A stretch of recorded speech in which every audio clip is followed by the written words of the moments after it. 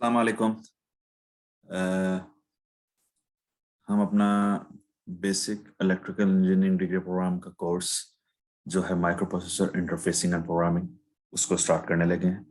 थोड़ा सा course outline के हवाले से आपको ओवरव्यू दे दूं कि ये कोर्स टाइटल है microprocessor interfacing and programming. Course code है EE3002। प्री रैक हैं इसके डिजिटल लॉजिक डिज़ाइन और इलेक्ट्रॉनिक डिवाइस एंड सर्किट्स। इसका जो इसमें इस कोर्स में जो हम टेक्स्ट बुक इस्तेमाल कर रहे हैं वो है AVR micro controller and assembly language programming.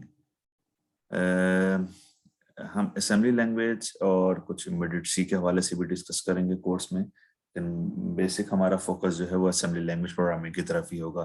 जो वैसे तो सारी बुक्स हमारे पास रेफरेंस ही होती हैं, लेकिन एज अ टेक्स्ट बुक यहाँ पर हम मोहम्मद अली मजीदी की किताब यूज कर रहे हैं। इसके अलावा रेफरेंस के तौर पे microprocessor interfacing Douglas V Hall की किताब है। वो ज़रूरत पड़ेगी तो साथ साथ आप लोगों को मैं बताता चला जाऊंगा कि कहाँ कहाँ हमें कौन कौन से टॉपिक की ज़रूरत है, और वो जिस बुक से भी होंगे जिस टॉपिक से भी होंगे वो साथ साथ जो है मैं आप लोगों को इन्फॉर्म भी करता जाऊंगा। यहाँ पर अब तक हम यही बेसिक बात करने लगे हैं, और उसके साथ जो है आई होप ये बात हम कर चुके हैं बुक की और रेफरेंस बुक की। कोर्स ऑब्जेक्टिव जो है ना वो बहुत इम्पोर्टेंट है यहाँ पर। हमारे पास जो मेन कोर्स ऑब्जेक्टिव हैं, नंबर 1 कि हमने अंडरस्टैंड करना है ऑपरेशन और इंटरनल ऑर्गेनाइजेशन माइक्रो कंट्रोलर की।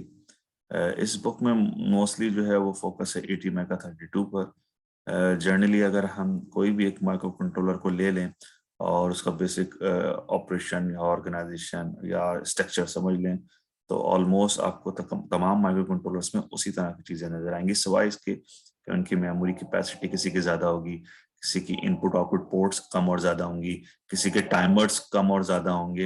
ये डिपेंड करता है कि सिचुएशन क्या होगी, और सिचुएशन के हिसाब से ही जो हम माइक्रो कंट्रोलर चूज कर रहे होंगे उसकी कॉन्फ़िगरेशन डिफाइंड हो रही होगी। तो बेसिक सबसे कोर्स का जो पहला बेसिक ऑब्जेक्टिव है वो हमारे पास है कि ऑपरेशन और इंटरनल ऑर्गेनाइजेशन माइक्रो कंट्रोलर का। सेकंड जो है हमारे पास वो execution of a programme instruction, और इंस्ट्रक्शंस भी डाटा भी, और इंशाल्लाह उसके साथ हम एड्रेसेस भी देखेंगे किस तरह माइक्रो कंट्रोल सिस्टम में मेमोरीज काम कर रही होती हैं, किस लोकेशन से डाटा उठाया जाएगा, किस तरह प्रोग्राम एग्जीक्यूट होगा, इंपॉर्टेंट है। थर्ड हमारे पास है working of hardware architecture and software models. ठीक है ना, किस तरह हार्डवेयर आर्किटेक्चर काम कर रहा होगा, किस तरह हम सर्किट डिजाइन करेंगे, किस तरह सॉफ्टवेयर मॉडल के थ्रू हम उसको प्रोग्राम करेंगे एंड सो ऑन। फोर्थ इसका जो कोर्स ऑब्जेक्टिव है कि हम कोई भी रीजनेबल डिफिकल्टी लेवल का प्रोग्राम एग्जीक्यूट कर सकें using multiple IO, means input output को यूज करते हुए। फिफ्थ इसका कोर्स ऑब्जेक्टिव है कि हम आइडेंटिफाई कर सकें और इंटरफेस कर सकें डाटा शीट हार्डवेयर डिवाइसेस, ये सर्किट को अपने माइक्रो कंट्रोलर के साथ। डेफिनेटली हमें डाटा शीट की इसमें जरूरत पड़ेगी कि हमारे पास पोर्ट्स किधर हैं, कौन सी पोर्ट की बात कर रहे हैं, कौन सा हार्डवेयर किस पोर्ट के साथ कनेक्ट किया हुआ है, सीरियल कम्युनिकेशन कर रहे हैं तो किस तरह कर रहे हैं, कोई डीसी मोटर कनेक्ट कर रहे हैं तो किस तरह कर रहे हैं, कोई हार्डवेयर स्टेपर मोटर कनेक्ट कर रहे हैं तो किस तरह कर रहे हैं एंड सो ऑन। तो हमें मालूम हो कि हमारी कॉन्फ़िगरेशन क्या है, हमारा सर्किट क्या है, हमारा हार्डवेयर क्या है, और डाटा शीट डेफिनेटली इसमें बड़ा इंपॉर्टेंट काम पता करें कि हमें डाटा शीट पढ़नी आनी चाहिए। इसलिए प्री रैक के ऊपर जो बात हो रही थी उसमें हमारे पास डिजिटल लॉजिक डिजाइन, और जो हमारे पास एक दूसरा था हमारे पास इलेक्ट्रॉनिक डिवाइसेस एंड सर्किट, ये दोनों ही इंपॉर्टेंट है बच्चे जब इंटरफेसिंग कर रहे होंगे। और जो आखिरी ऑब्जेक्टिव है, छठा ऑब्जेक्टिव इस कोर्स का, वो है design stand alone micro controller system meeting minimum electronics design standard. हम एक कोई भी छोटा सा जब हम ये सारे ऑब्जेक्टिव इंशाल्लाह ऊपर पढ़ लेंगे और क्लियर कर लेंगे तो एक्सपेक्टेशन ये है कि हम कोई भी छोटा stand alone micro controller based system design कर सकें मिनिमम इलेक्ट्रॉनिक डिजाइन स्टैंडर्ड के साथ, इसमें हम कोई भी चीज छोटी सी इंटरफेस कर रहे हो। और वही हमारा सेमेस्टर प्रोजेक्ट भी होगा जिसमें हम कोई भी standard micro controller based systems या सिस्टम डिजाइन कर रहे होंगे, और डेफिनेटली उसको इंटरफेस भी कर रहे होंगे किसी डिवाइसेस से, कोई प्रॉब्लम सॉल्व करेंगे उससे इंशाल्लाह वक्त के साथ इनको साथ साथ लर्न करते चले जाएंगे। आई होप ऑब्जेक्टिव क्लियर है। हमारे ये 5 से 6 ऑब्जेक्टिव हैं जिनको इंशाल्लाह हमने इस पूरे कोर्स में करना है। इस कोर्स का नाम है microprocessor interfacing and programming. आप लोगों को मालूम है कि मोस्टली अब हम जो है वो CLOs और PLOs बेस हमारा कोर्स आउटलाइंस होती हैं। Program PLOs means program learning outcome और CLO means course learning outcome. तो मैं इस कोर्स की आपको यहाँ पर कोर्स लर्निंग आउटकम डिफाइन कर रहा हूँ। At the end of this course objective के बाद हमारे पास कोर्स लर्निंग आउटकम भी इम्पोर्टेंट है कि हमें मालूम है कि इन द एंड जब हम इस कोर्स को लर्न कर लेंगे तो हम कहाँ पर होंगे, हम कहाँ पर स्टैंड करते हैं और हमारे कौन कौन से बेसिक कॉन्सेप्ट क्लियर होंगे। And at the end of this course the student will be able to, number one, describe AVR based microcontroller architectures, its internal registers and instruction set. That means इसका मतलब है हम जब course learn कर चुके होंगे तो उसका पहला CLO है जो हम इंशाल्लाह लर्न कर रहे होंगे। और वक्त के साथ साथ जैसे इसमें वीडियो लेक्चर्स आपको साथ शेयर करता जाऊंगा, आप लोगों को और अंदाजा हो जाएगा कि हमारे पास क्या क्या चीजें इसमें मौजूद हैं। तो आप और सिस्टम को अच्छी तरह समझ सकेंगे और बेहतर अंदाज में डिफाइन कर सकेंगे। तो उसमें वो यही बात कह रहा है कि at the end of this course student क्या लर्न कर सकेंगे, AVR जो बेस माइक्रो कंट्रोलर उसका आर्किटेक्चर, उसके इंटरनल रजिस्टर्स और इंस्ट्रक्शन सेट समझ लेंगे। पहला कोर्स लर्निंग ऑब्जेक्टिव हमारे पास है, कोर्स लर्निंग आउटकम ये है। अच्छा, ये जो कोर्स लर्निंग आउटकम्स हैं आई होप सबको मालूम है, इसमें मुख्तलिफ डोमेन्स हैं। इसमें कॉग्निटिव लेवल है, इसमें हमारे पास साइकोमोटर है, उसमें हमारे पास अफेक्टिव मोटर है। तो हमारा जो कोर्स लर्निंग आउटकम है उसमें हम कॉग्निटिव डोमेन्स की बात कर रहे हैं। टेक्सोनॉमी और हर डोमेन के अपने लेवल से, तो टैक्सोनॉमी लेवल कहलाता है। ब्लूम टैक्सोनॉमी तो हम फॉलो कर रहे हैं। तो जो टैक्सोनॉमी लेवल है तुम्हारे यहाँ पर हमारे पास वो है पहला CLO का 2, दूसरे का 3 और तीसरे का 5। और हम इन दी एंड देखेंगे ये सारे के सारे मैप हो रहे हैं प्रोग्राम लर्निंग आउटकम पे। In the end program learning outcome भी कोर्स के डिफाइंड हुए हैं। हमारे पास overall 12 course program learning outcome है और डेफिनेटली ये CLOs कोर्स लर्निंग आउटकम इस प्रोग्राम लर्निंग आउटकम मैप हो रहे होंगे। आई होप हम सबको मालूम है कि किस तरह मैप हो रहे होते हैं और ये डोमेन्स और टेक्सोनॉमी लेवल्स हमारे पास क्या बता रहे हैं। जो सेकंड है हमारे पास CLO वो है जो बिल्ट इन फीचर्स की तरफ हम जा रहे होंगे। Perform timers programming, serial port interfacing, interrupt programming both in assembly and C। और इसमें डेफिनेटली कुछ बिल्ट इन फीचर्स भी मौजूद है तो हम उनको भी देख रहे होंगे किस तरह वो काम कर रहे हैं, किस तरह इंटरफेस कर रहे हैं। और लास्ट जो है जो हम यहाँ पर हमारा कोर्स ऑब्जेक्टिव भी था कि design micro controller based project for input voltage base speed control of a motor. तो हम कोई भी stand alone micro controller based system design कर रहे हो जिसमें हम कोई भी मोटर की स्पीड कंट्रोल कर सकें। डेफिनेटली मुख्तलिफ हमारे पास क्राइटेरिया हो सकता है लेकिन ये हमारे कोर्स लर्निंग आउटकम का पार्ट है। तो ये सारी की सारी चीजें भी बच्चों हम ऊपर कोर्स ऑब्जेक्टिव में देख ही रहे थे लेकिन अलग से कोर्स लर्निंग आउटकम में डिफाइंड है और इसी कॉन्सेप्ट को, इसी लॉजिक को हम यहाँ पर सॉल्व भी कर रहे होंगे। यहाँ पर कोर्स कंटेंट और टॉपिक्स मौजूद हैं, लेक्चर्स आवर्स मौजूद हैं। इस कॉलम में लेक्चर्स आवर डिफाइंड हैं, दूसरे कॉलम में हमारे पास कोर्स कंटेंट और टॉपिक्स डिफाइंड है, चैप्टर्स डिफाइंड है और CLO डिफाइंड है। यानी हर टॉपिक और हर चैप्टर किस CLO पे मैप हो रहा है ये भी डिफाइंड है। टेंटेटिव हैं बच्चों, डेफिनेटली हमारे पास लेक्चर आवर्स प्लस और माइनस हो सकते हैं, डिपेंड करेगा कि हमारे ओवरऑल सेमेस्टर कैसे स्मूथली चल रहा है। इंशाल्लाह हम कोशिश करेंगे कि सारे के सारे टॉपिक हमारे पास प्रॉपरली टाइम पे सारे के सारे टॉपिक हम कवर कर रहे हों। इंट्रोडक्शन टू कंप्यूटिंग और कंप्यूटर ऑर्गेनाइजेशन है, बेसिक कॉन्सेप्ट है। हम जो इंटरनेशनल एडिशन यूज कर रहे हैं चैप्टर नंबर 0 में से वो रिवीजन है, वहां से ये स्टार्ट कर रहा है। CLO नंबर 1 पे सारी चीजें मैप हो रही हैं। कंप्यूटिंग और कंप्यूटर आर्किटेक्चर या कंप्यूटर ऑर्गेनाइजेशन की बात करने के बाद हम सेंट्रल प्रोसेसिंग यूनिट की बात कर रहे होंगे, देन हार्डवेयर ओवरव्यू ले रहे होंगे, उसके बाद assembly language programming of the controller की बात कर रहे होंगे, कंडीशनल इंस्ट्रक्शंस और नॉन सीक्वेंशियल प्रोग्रामिंग की बात कर रहे होंगे, इनपुट आउटपुट पोर्ट्स की बात कर रहे हैं, अर्थमेटिक और लॉजिकल इंस्ट्रक्शंस की बात कर रहे हैं, उसके सारे के सारे चैप्टर्स हमारे पास डिफाइंड हैं। CLOs भी उसके साथ डिफाइंड हुए हुए हैं। हम उसके बाद एड्रेसिंग मोड्स की बात कर रहे होंगे चैप्टर नंबर 6 में। टाइमर और काउंटर प्रोग्रामिंग की बात कर रहे होंगे चैप्टर नंबर 9 में। अच्छा, टाइमर्स और जो हम बात कर रहे थे, हमने CLO नंबर 2 भी ऊपर देखा था, अगर आप लोग को यहाँ डिफाइंड हुए। हम टाइमर से बात कर रहे थे जिसमें हम परफॉर्म करते हैं timers programming, serial port, interrupts and so on. यहाँ पर आप देख रहे हैं कि टाइमर्स और काउंटर प्रोग्रामिंग से जो चैप्टर नंबर 9 की बात हो रहा है, हमारे पे CL नंबर 2 कवर हो रहा है। इंटरप्ट्स प्रोग्रामिंग है chapter number 10, CLO number 2 cover हो रहा है। सीरियल पोर्ट प्रोग्रामिंग है, ये हमारे पास चैप्टर नंबर 11 है, CLO नंबर 2 है। हमारे पास 7 सेगमेंट LCD और कीपैड प्रोग्रामिंग है चैप्टर नंबर 12, CLO नंबर 2 है। एनालॉग टू डिजिटल कन्वर्जन और सेंसर इंटरफेसिंग की बात हो रही है चैप्टर नंबर 13। यहाँ पर तो हम देख रहे हैं चैप्टर नंबर 13, ये CLO नंबर 2 है।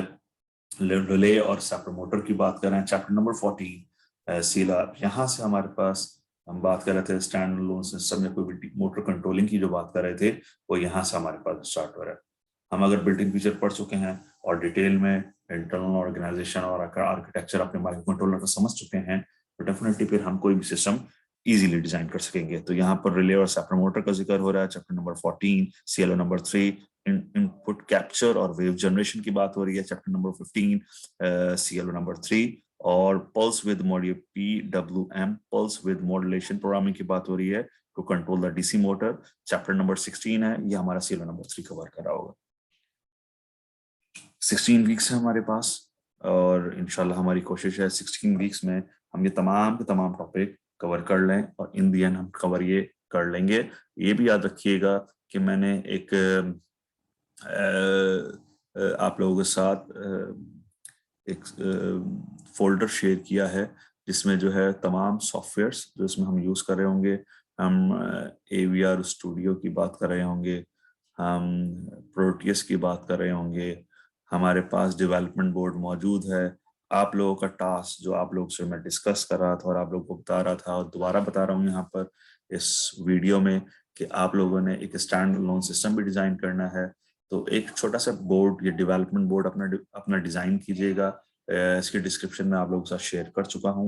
मैं आप लोगों के साथ दोबारा ये इन्फॉर्मेशन शेयर कर लूँगा, इसको अपलोड भी कर दूंगा कि हमने एक स्टैंड अलोन सिस्टम या स्टैंड अलोन हमने एक अपना डेवलपमेंट बोर्ड डिज़ाइन करना और उससे हमने बच्चों कोई भी प्रोजेक्ट डिज़ाइन करना, सेमेस्टर प्रोजेक्ट। वक्त के साथ साथ हम इसको और डिस्कस करते रहेंगे। कोई कंफ्यूजन हो इंशाल्लाह हम उसको दूर कर लेंगे साथ साथ।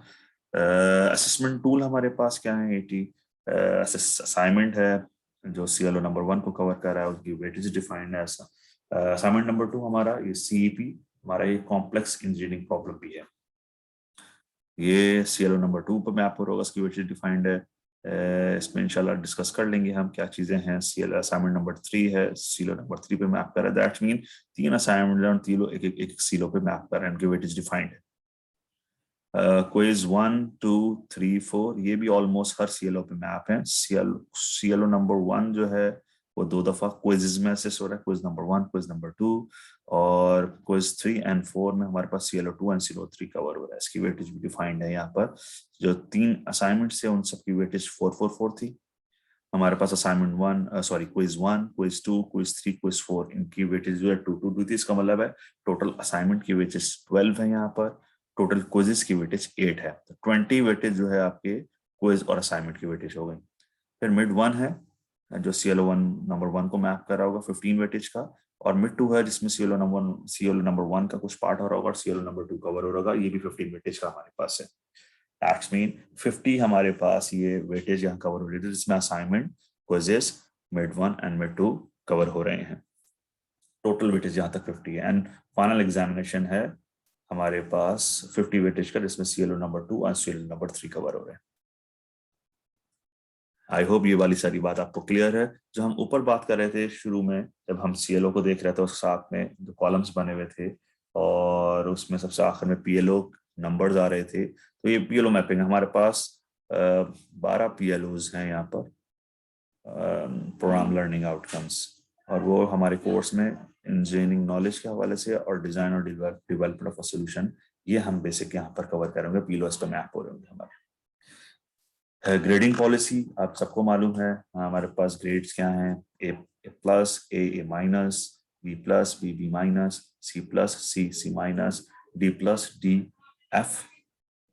F A means fail absent, I incomplete and W means withdraw. हर एक के grading points, grade GPA points defined है। आई होप हम ये सारी चीजें पहले भी डिस्कस कर चुके हैं। Now come to the first lecture. हम पहले लेक्चर की यहाँ बात कर लेते हैं। फर्स्ट लेक्चर में हम जो बात कर रहे हैं वो इंट्रोडक्शन टू कंप्यूटिंग की बात कर रहे हैं। सबसे बेसिक कॉन्सेप्ट टू अंडरस्टैंड, अगर मैंने बच्चों यहाँ पर माइक्रो कंट्रोलर बेस्ड सिस्टम को अच्छी तरह समझना है आपने, मेरा माइक्रो कंट्रोलर बेस्ड सिस्टम क्या है, और मैंने ये समझना है कि सॉफ्टवेयर और हार्डवेयर सिस्टम को किस तरह काम कर रहा है, तो सबसे बेसिक कॉन्सेप्ट जो यहाँ पर लाई करता है वो है कंप्यूटर आर्किटेक्चर। मुझे कंप्यूटर आर्किटेक्चर की बेसिक कॉन्सेप्ट, बेसिक अंडरस्टैंडिंग होनी चाहिए। एक और कॉन्सेप्ट भी हमारे पास बहुत इंपॉर्टेंट है इस कंप्यूटिंग डिवाइसेस में या माइक्रो कंट्रोलर में, वो है नंबर सिस्टम और कोडिंग सिस्टम्स। और हमें डेफिनेटली लॉजिक गेट्स के हवाले से भी इंफॉर्मेशन होनी चाहिए, क्योंकि हमें सर्किटरी डिजाइन करने में बाज़ की जरूरत पड़ती है। तो सबसे पहले हम अपना टॉपिक स्टार्ट कर रहे हैं, वो है नंबर सिस्टम्स और कोडिंग सिस्टम्स। आप सबको मालूम है कि हमारे पास जो नंबर और कोडिंग सिस्टम्स हैं वो कन्वर्जन है। बेसिकली हम यहाँ पर अपने नंबर सिस्टम्स में डिफाइन कर लेते हैं, हमारे पास बेस 10 है डेसिमल, हमारे पास बेस 2 है बाइनरी नंबर, और बेस 16 है हमारे पास हेक्साडेसिमल। बेस 8 भी हमारे पास होता है ऑक्टल नंबर सिस्टम्स। सारे के सारे नंबर सिस्टम जो है ना वो कन्वर्ट हो सकते हैं। मेन कॉन्सेप्ट हमारे पास क्या होता है कि हम किसी भी मोस्टली जो हमारा सिस्टम है और जो हमारा माइक्रो कंट्रोलर बेस्ड सिस्टम है वो मोस्टली हमारे पास बाइनरीज नंबर को समझ, यानी 0 और 1 कॉन्सेप्ट को समझ रहे हैं। और 0 और 1 को बाज़ औक़ात हमें नंबर सिस्टम में डिफाइन करने की जरूरत पेश आती है, जैसे कि डेसिमल नंबर में या हेक्साडेसिमल नंबर में। तो हमें नंबर और कोडिंग सिस्टम्स मालूम हो गए, हमें कन्वर्जन्स मालूम होंगे, तो हम इजीली ये टास्क कर लेंगे। हम बाइनरी से डेसिमल, डेसिमल टू बाइनरी, या बाइनरी से हेक्साडेसिमल या hexadecimal to binary easily conversion कर सकते हैं। और जितने भी हमारे पास आगे इस टॉपिक्स आते जाएंगे इस कोर्स में, उसमें आप देखेंगे मोस्टली हम नंबर सिस्टम जो है या तो डेसिमल या मोस्टली हम हेक्साडेसिमल नंबर सिस्टम्स की बात कर रहे होंगे। नंबर रिप्रेजेंटेशन आसान हो जाती है, जितनी भी चीजें हैं ये हम नंबर को रिप्रेजेंट कर रही हैं। अभी मैं आप लोगों से कह रहा था मोस्टली जो हमारे पास सिस्टम्स हैं उनको बाइनरी वैल्यू समझ में आ रही है, 0 और 1। कंप्यूटर बाइनरी वैल्यूज पे ही काम कर रहा है। मशीन कोड्स हम देख रहे हैं इंशाल्लाह, मशीन कोड्स के हवाले से भी बात करें। हमारे पास नंबर्स हैं, बाइनरी नंबर्स हैं, और इन सिस्टम की इंटरप्रिटेशन कैसे हो रही है, डेफिनेटली हम मेमोरीज को देख रहे होंगे, मेमोरीज के एड्रेसेस देख रहे होंगे, मेमोरीज के कंटेंट देख रहे होंगे। कंटेंट मींस हम उसके डाटा की बात कर रहे होंगे, उनकी वैल्यूज की बात कर रहे होंगे। तो एड्रेस भी हो सकता है, डाटा की वैल्यू हो सकती है किसी मेमोरी लोकेशन पर।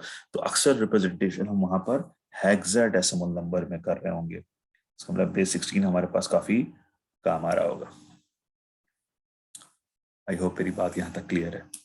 नेक्स्ट, ये जो हम नंबर सिस्टम्स की बात कर रहे थे, इनकी कन्वर्जेंस की बात कर रहे थे, और अभी हमने बात की कि हमारे पास यहाँ पर है, तो हमारे पास बहुत सारी चीजें हो सकती हैं बच्चों।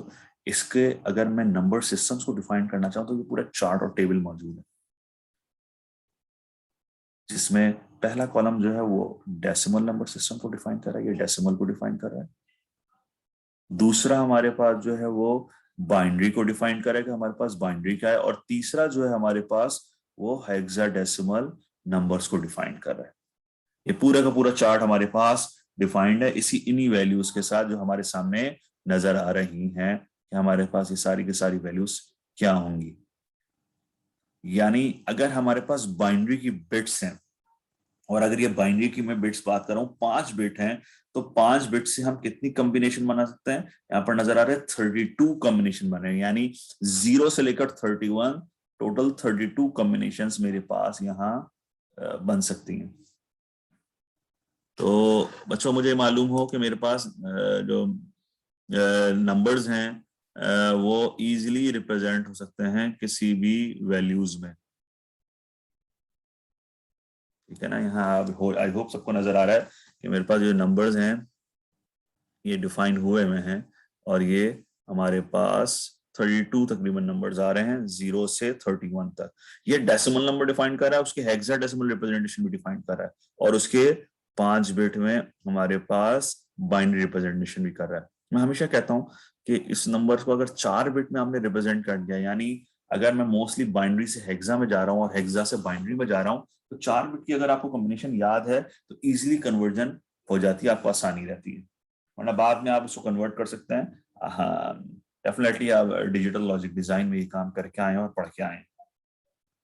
मैं इजीली अगर इन्हीं वैल्यूज को आपको नजर आ रहा है कि 4 बिट में, मैं 4 बिट में अगर डिफाइन करना चाहूँ, यही चीज मैं यहाँ लिखने की कोशिश कर रहा हूँ कि अगर मैं यहाँ लिख रहा हूँ डेसिमल, DC लिख रहा हूँ डेसिमल, BIN लिख रहा हूँ बाइनरी, एंड HEX लिख रहा हूँ हेक्साडेसिमल। अगर मैं इनकी कन्वर्जन करना चाहूँ बच्चों 4 बिट में, जैसे 0 0 0 0 0 0 0 1 0 0 1 0 0 0 1 1, इजिली कन्वर्ट हो जाएंगे हेक्सा में भी और डेसिमल भी। ये होगा 0 1 2 3। हेक्सा में भी आपको मालूम है डेसिमल और हेक्साडेसिमल नंबर सिस्टम 0 से 9 तक सेम जा रहे होते हैं। डेसिमल में 10, हेक्साडेसिमल में फिर अल्फाबेट शुरू रहते हैं ABCDEF 15। हेक्साडेसिमल का 15, सॉरी, डेसिमल का 15 हेक्साडेसिमल के F के बराबर होता है, और जब डेसिमल का 16 आता है तो हेक्सा का 10 नंबर स्टार्ट हो जाता है। वही रिप्रेजेंटेशन यहाँ है, यहाँ 0 1 2 3, यहाँ तक तो वो नंबर सेम है।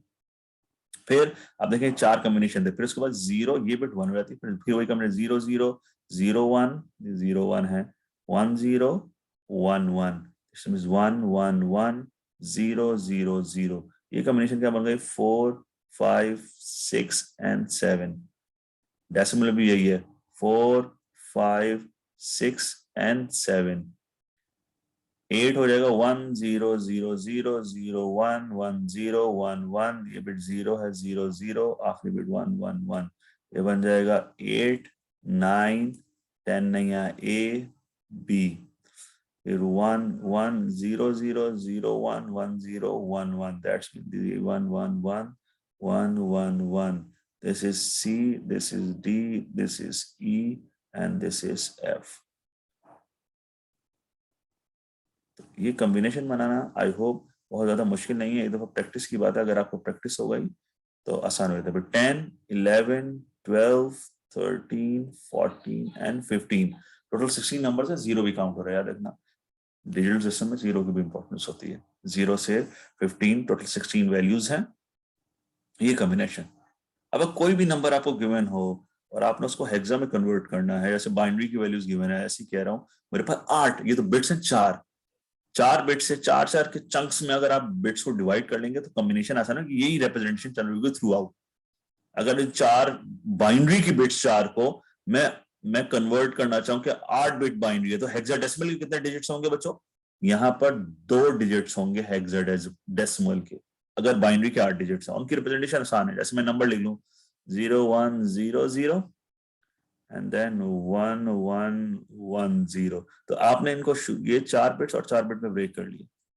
ये देखो 0 1 1 0 0 1 1 0 किसका कोड था 4 का, मैं हेक्साडेसिमल में एक्चुअली कन्वर्ट कर रहा हूं, तो मैं हेक्सा 4, तो ये मैंने लिख दिया 4। मैं आगे इसका आगे कैपिटल बी लिखूं, दैट्स बाइनरी नंबर था 4। और 1 1 1 0 ई किसका है, देखा आप ये नंबर, यहाँ ये हेक्साडेसिमल का ई बन रहा है, तो मैंने इसके आगे लिख दिया ई, आखिर में कैपिटल एच लिख रहा हूं, that's mean this is hexadecimal number और दिस इज बाइनरी नंबर। तो बाइनरी से हेक्सा में, हेक्सा से बाइनरी में कन्वर्जन आसान रहती है हमारे पास, और सेम वैल्यूज हैं, रिजल्ट भी सेम ही आएंगे, चाहे आपको इसमें भी करो। मोस्टली हम सिस्टम्स की बात कर रहे होते हैं, किसको समझ रहे होते हैं, बाइनरी नंबर्स को, तो कन्वर्जन हमारे पास आसान रहती है, टेबल्स हमारे पास आसान रहते हैं, रीड करना आसान रहता है, एक दफा सिर्फ कॉन्सेप्ट बनाने की देर। आई होप यहाँ आप लोग बात समझ लें कि नंबर सिस्टम्स हम आगे बार बार यूज करेंगे तो हमें कन्वर्जन आती है। 4 से 5 बिट कर दें जिसकी कॉम्बिनेशन अब 32 हो जाएंगे 2 की पावर के हिसाब से। 2 की पावर बच्चों अगर 1 है तो मेरे पास कितने कॉम्बिनेशन है? 2। 2 की पावर 0 है, यानी कोई डेफिनेट 2 की पावर 1 2 ही कॉम्बिनेशन होंगे। एक बिट है यानी 1 बिट है मेरे पास, यानी ये 2 की पावर बता रही है, नंबर ऑफ बिट्स डिफाइन करी है। अगर एक बिट है उससे कितने कॉम्बिनेशन बन सकते हैं? 2 ही बन सकते हैं, या तो क्या बन सकता है, 0 बन सकता है या 1 बन सकता है। 2 की पावर 2 है, कितने कॉम्बिनेशन बन सकते हैं? 4। किस तरह? 0 0 0 1 1 0 1। 2 की पावर 3 है, कितने कॉम्बिनेशन बन सकते हैं? 8। 0 0 0 0 0 0 0 1 0 0 1, सॉरी 0 0 1 0 0 1 1 1 1 0 0 0 1 0 1 1 1 0 और 1 1 1 1 1 2 3 4 5 6 7 8 8 कॉम्बिनेशन बनेगा। 2 की पावर 4 अभी हमने निकाला, यहाँ कितने कॉम्बिनेशन है? 16। 2 की पावर 5 हमारे पास कितने कॉम्बिनेशन है? 32 कॉम्बिनेशन आपके सामने है, सारी कॉम्बिनेशन 32 एंड सो ऑन। 2 की पावर बढ़ाते चले जाओ, नंबर ऑफ कॉम्बिनेशन आपके पास बढ़ते चले जाएंगे। तो आई होप मेरी यहां तक बात क्लियर है। आपको मालूम है कि हम नंबर सिस्टम्स की बात कर रहे हैं तो किस तरह हम इसमें कन्वर्जन कर रहे होंगे, कन्वर्जन हमारे लिए क्यों इंपॉर्टेंट है। ना नेक्स्ट हमारे पास है एस्की। एस्की है हमारे पास American standard code for information interchange. Again यहाँ अगर आप थ्योरी पढ़ भी लें तो नजर भी आ रहा है so far we has revolved around the representation of a number system। हम नंबर सिस्टम की रिप्रेजेंटेशन बात कर रहे हैं। जितने भी कंप्यूटर में इंफॉर्मेशन है बच्चों, हम पहले भी बात करते हैं, वो कितना बाइनरी 0 1 सिस्टम को डिटरमाइन कर रहे हैं। हमारे पास बहुत सारे सिस्टम्स में लेटर्स हैं, कैरेक्टर्स हैं, डेफिनेशन है। इन 1960s ये स्टैंडर्ड डिफाइंड हुआ, American standard code for information interchange, जिसको प्रोनाउंस एसईवी कहा जाता है, जो हमारे पास क्या डिफाइन कर रहा है? बाइनरी पैटर्न्स को, और उसकी रिप्रेजेंटेशन थी। उसमें नंबर सिस्टम भी, नंबर्स भी थे 0 से 9, लेटर्स भी थे, अपर केस लेटर्स भी हैं, लोअर केस लेटर्स भी हैं, स्पेशल कैरेक्टर भी है। एक्चुअल एस की कोड बच्चों याद रखिए कितने बिट का? 7 बिट का कोड है। जैसे लिखा हुआ है फॉर एग्जांपल 1 0 0 0 और 0 0 0 1, टोटल बिट्स कितनी होंगी बच्चों को? उनको कंबाइन कर लूं, यानी this is 4 bits and 3 bits, total हमारे पास हो गई 7 बिट्स। ठीक है ना, इसलिए 7 बिट। और याद रखिएगा एक्सटेंडेड एस की कोड जो है वो हमारे पास 8 बिट का मौजूद है। ऐसे कैपिटल ए लेटर को डिफाइन कर लेके हमारे पास एक कोड मौजूद है। आसानी के लिए हम इसको किस में कन्वर्ट कर सकते हैं? हेक्साडेसिमल। यहाँ पर नंबर नहीं है, सही ना, हम अज्यूम कर लें यहाँ पर 0 है, तो वही 4 बिट में डिवाइड कर लें, 4 बिट में डिवाइड कर लें। This is 1 and 0 1 1 0, this is code for, पीछे देख लेते हैं क्या था। 0 यहाँ हम डिफाइन कर रहे थे 0 1 1 0, this is 0 1 1 0, this is 6 hexadecimal. अगर मैं हेक्साडेसिमल में रिप्रेजेंट कर रहा हूँ, this is 6, sorry, yes this is 6, मैं HEX लिख रहा हूँ हेक्साडेसिमल। और देखें यहाँ 61 किसको डिफाइन कर रहा है? Small character. तो देखें दिस इज किसको डिफाइन कर रहा है? It is lower. और ऊपर जो था 1 0 0, इसको भी अगर मैं शुरू का 0 अज्यूम कर लूँ तो 4 बिट ये हो गई और ये हो गई। दिस इज 4, ये 4 का कोड है, एंड दिस इज 1, ये 1 का कोड है, हेक्साडेसिमल नंबर 41 हेक्स। देखो 41 हेक्स कैपिटल ए के लिए, एंड सो ऑन बच्चों। इसमें हम लोग बहुत सारे नंबर डिफाइन कर सकते हैं। याद रखिएगा कि हमारे पास एसकी कोड डिफाइंड ही हुआ था कि स्टैंडर्ड इंफॉर्मेशन स्टैंडर्ड हमारे पास हो। अगर एक सिस्टम मैं डिजाइन कर रहा हूँ, एक सिस्टम कोई और डिजाइन कर रहा है, और हमने आपस में कम्युनिकेशन करनी है, अगर उसका स्टैंडर्ड डिफरेंट और मेरा स्टैंडर्ड डिफरेंट है, तो हमारी कम्युनिकेशन प्रॉपर्ली हो नहीं सकती, क्योंकि स्टैंडर्ड हमारे पास मौजूद हो, ताकि जो इन्फॉर्मेशन मैं उसको सेंड कर रहा हूँ, जो बाइनरी वैल्यूज मैं उसको सेंड कर रहा हूँ, या कोई भी नंबर सिस्टम मैं उसको सेंड कर रहा हूँ, वो अंडरस्टैंड कर सके कि मैं क्या इन्फॉर्मेशन उसको सेंड कर रहा हूँ। पर चले यहाँ जो कोड की बात करें, इसकी कोड 41 भेज रहा हूँ, मेरे पास वो कैपिटल ले रहा है और वो वहां पर ले रहा है कैपिटल जी ले रहा है, वॉट एवर। तो मिस इन्फॉर्मेशन, यानी इंफॉर्मेशन गलत जा रही है जो हम नहीं चाहते, तो इसलिए हमें स्टैंडर्ड फॉलो करना पड़ता है। और इसकी हमारे पास ये इसलिए इम्पोर्टेंट है, हर एक के पास स्टैंडर्ड फॉर्मेट होगा डेफिनेटली, तो इंफॉर्मेशन इंटरचेंज कर सकेगा, इंफॉर्मेशन डिलीवर कर सकेगा, अदरवाइज मिसकम्युनिकेशन होगी। और यही रिप्रेजेंटेशन हमारे लिए आसान है हेक्साडेसिमल नंबर्स। तो आई होप आपको समझ में आ रहा है कि नंबर सिस्टम्स क्यों इंपॉर्टेंट है। हम वाइस वर्सा आगे भी देखते जाएंगे कि हमें बार बार नंबर सिस्टम्स को कन्वर्ट करना पड़ेगा बाइनरी से decimal, hexadecimal, hexadecimal to binary. तो नंबर्स इंपॉर्टेंट है। दूसरा हमारे पास गेट्स, जो हमने बात की थी, गेट्स भी आप डिजिटल लॉजिक डिजाइन में पढ़ के आए हैं, इंपॉर्टेंट है।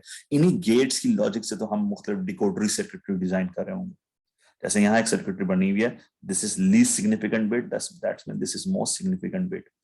अब ये फॉर एग्जांपल डिपेंड करता है कि मेरा सर्किटरी जीरो एक्टिव है या हाई एक्टिव है। जीरो मींस कि उसको जब मैं जीरो डिलीवर करूंगा तो एक्टिव होगा, या हाई एक्टिव डिलीवर करूंगा तो एक्टिव होगा। उस सर्किटरी को देखते हुए हम अपने यानी सॉरी लॉजिक को देखते हुए हम अपनी सर्किटरी डिजाइन कर रहे होंगे। फॉर एग्जाम्पल मैं यहाँ एज्यूम करूँ कि मुझे यहाँ 1 लेके आना है बच्चों, और जब भी यहाँ 1 आएगा मेरा जो भी हार्डवेयर होगा, जो भी मेरी ये आउटपुट है, ये इनेबल हो जाएगी। सबको मालूम है ये एंड गेट है। एंड गेट का ट्रुथ टेबल आई होप सबको मालूम होगा, आता भी होगा। 2 इनपुट्स का है, अगर सॉरी 4 इनपुट्स है मेरे पास। 2 इनपुट भी अगर आप लोगों को याद हो क्या है, 0 0 पे दिस इज इनपुट्स, इनपुट, और ये आउटपुट है। 0 0 0 1 1 0 सॉरी 1 0 यस एंड 1 1। आउटपुट क्या है एंड का? 0 0 0। जब तक तमाम बिट्स 1 नहीं हो जाती एंड हमारे पास हमेशा 0 ही आउटपुट को डिलीवर करता है जब तक ऑल वैल्यूज इनपुट की 1 ना हो जाए। अगर मुझे यहाँ 1 चाहिए दैट्स मीन, तो मुझे यहाँ क्या सेंड करना है? 1। यहाँ पे 1 आ रहा होगा। यहाँ मुझे क्या सेंड करना है? 0, क्योंकि ये नॉट गेट लगा हुआ है, यहाँ 1 आ रहा होगा। यहाँ पर भी क्या सेंड करना है? 0, यहाँ 1 आ रहा होगा। और यहाँ पर क्या सेंड करना होगा? 1 1। जब तमाम इनपुट की वैल्यूज 1 हो गई मेरे पास, ये देखिए यहाँ पर, दैट्स मीन मेरे पास आउटपुट क्या हो रहा होगा? 1 आ रहा होगा। लीस्ट सिग्निफिकेंट बिट्स रखने हैं बच्चों। जब लिखने का तरीका देखो, लीस्ट यहाँ से मैं लेफ्ट टू राइट जाऊंगा। लीस्ट पहले 0 1 0 0 1, this is LSB and this is MSB। और ये कोड पीछे किसका बन जाएगा? सॉरी डेसिमल का कह रहे हैं, हेक्साडेसिमल का कह रहे हैं। ये 9 बन रहा है। तभी आप देखेंगे क्या लिखा हुआ है, address decode for 9। Binary value 9 पे ये एड्रेस डिकोड कर रहा है। एड्रेस डिकोड मींस ये पर्टिकुलर वैल्यू एड्रेस की कह रहे हैं, एक पर्टिकुलर बाइनरी बिट्स आएंगी तो ये डिवाइस इनेबल होगा। अदरवाइज आप कोई भी एक बिट यहाँ पर चेंज करके देख लें, 1 से 0 कर दें, 0 से 1, ये आउटपुट डिसेबल्ड हो जाएगा। इसका मतलब है जब भी 9 हेक्सा का या डेसिमल का और बाइनरी की 1001 आएगा तो सर्किटरी इनेबल होगी, अदरवाइज इनेबल नहीं होगी। एड्रेस डिकोडरी में सीखा रहे हैं। इस सर्किट पे भी देख लें, हमें 1 चाहिए यहाँ पर, तो यहाँ क्या आना चाहिए? 1 1 1 1 1। यहाँ क्या आना चाहिए शुरू में? बिल्कुल 1, क्योंकि कोई गेट नहीं लगा। यहाँ लगा 0, यहाँ 1, ये 0। दिस इज LSB भी। तो लिखने का तरीका हो जाएगा 1 LSB, फिर 0, फिर ये वाली बिट, फिर 1 और फिर 0, फिर MSB बिट आ रही है। लिखने का तरीका इसी तरह LSB है बच्चों, एंड दिस इज MSB। ये कोड किसका बन गया? 5 का। देखिए यहाँ लिखा हुआ है 5। इस तरह हम एड्रेस डिकोडिंग कर रहे होंगे, और इसलिए हमारे पास गेट्स भी इंपॉर्टेंट है, हमारे पास नंबर सिस्टम्स इंपॉर्टेंट है। हमें इंटरप्रेट करना आता हो तो आता है या आता होगा तो हम इजीली इसको कन्वर्ट कर लेंगे और रिजल्ट निकालेंगे, अदरवाइज हमें कंफ्यूजन नहीं रहेगी। और द फ्लिप फ्लॉप्स इंपॉर्टेंट है मेमोरीज ब्लॉक के लिए। सर्किटरी उनकी डिफाइंड है। हम नॉर्मली सर्किटरी देख के आ रहे हैं डिजिटल लॉजिक डिजाइन में। ब्लॉक्स में हम यूज कर रहे होते हैं, IC पैकेज में हम यूज कर रहे होते हैं। हमें मालूम है ये हमारे पास D टाइप फ्लिप फ्लॉप है। कोई क्लॉक नहीं है बच्चों, रिगार्डलेस ऑफ इनपुट पे क्या है। D is input, Q is output. Input पर कुछ भी हो, कोई चेंज हमारे पास नहीं आ रहा होगा। बबल लगा हुआ है क्लॉक, तो ये एस ट्रिगर्ड है। और कौन सी एस ट्रिगर्ड है? नेगेटिव एस ट्रिगर्ड है। तो जब भी नेगेटिव आ जाएगी, जो भी इनपुट होगा वो आउटपुट पे डिलीवर हो जाएगा। 0 है तो 0 चला जाएगा, 1 है तो 1 चला जाएगा। डिपेंड किस पे डिपेंड कर रहा है बच्चों? याद रखिएगा यहाँ पर ये क्लॉक्स पे डिपेंड कर रहा है। हमें क्लॉक्स मालूम है, इसलिए हमारे पास डिजिटल लॉजिक डिजाइन की जरूरत पड़ेगी। इंपॉर्टेंस है क्योंकि बार बार हम ये लॉजिक जो आगे यूज कर रहे होंगे, इस्तेमाल कर रहे होंगे, समझ रहे होंगे। नाउ हम आ रहे हैं यहाँ इंपॉर्टेंट टर्मिनोलॉजीज हमारे पास कंप्यूटर से क्या है। हमें मालूम है बिट, सिंगल डिजिट की बात करें 0 या 1 वो हमारे पास बिट कहलाती है। Byte number of bits combine कर दें, 8 बिट कंबाइन कर दें वो एक बाइट बन जाती है। Nibble is a half of bite, और 4 बिट्स अगर हो हमारे पास वो निबल कहलाती है। तो ना 2 बाइट्स कह लें, सही ना, जब एक सिंगल बाइट तो थी हमारे पास 8 बिट्स, अगर 16 बिट्स हो, 2 बाइट्स हो तो हमारे पास वर्ड कहलाती है, एंड सो ऑन। तो ये टर्मिनोलॉजीज अक्सर हम यूज कर रहे होते हैं, हमें मालूम है।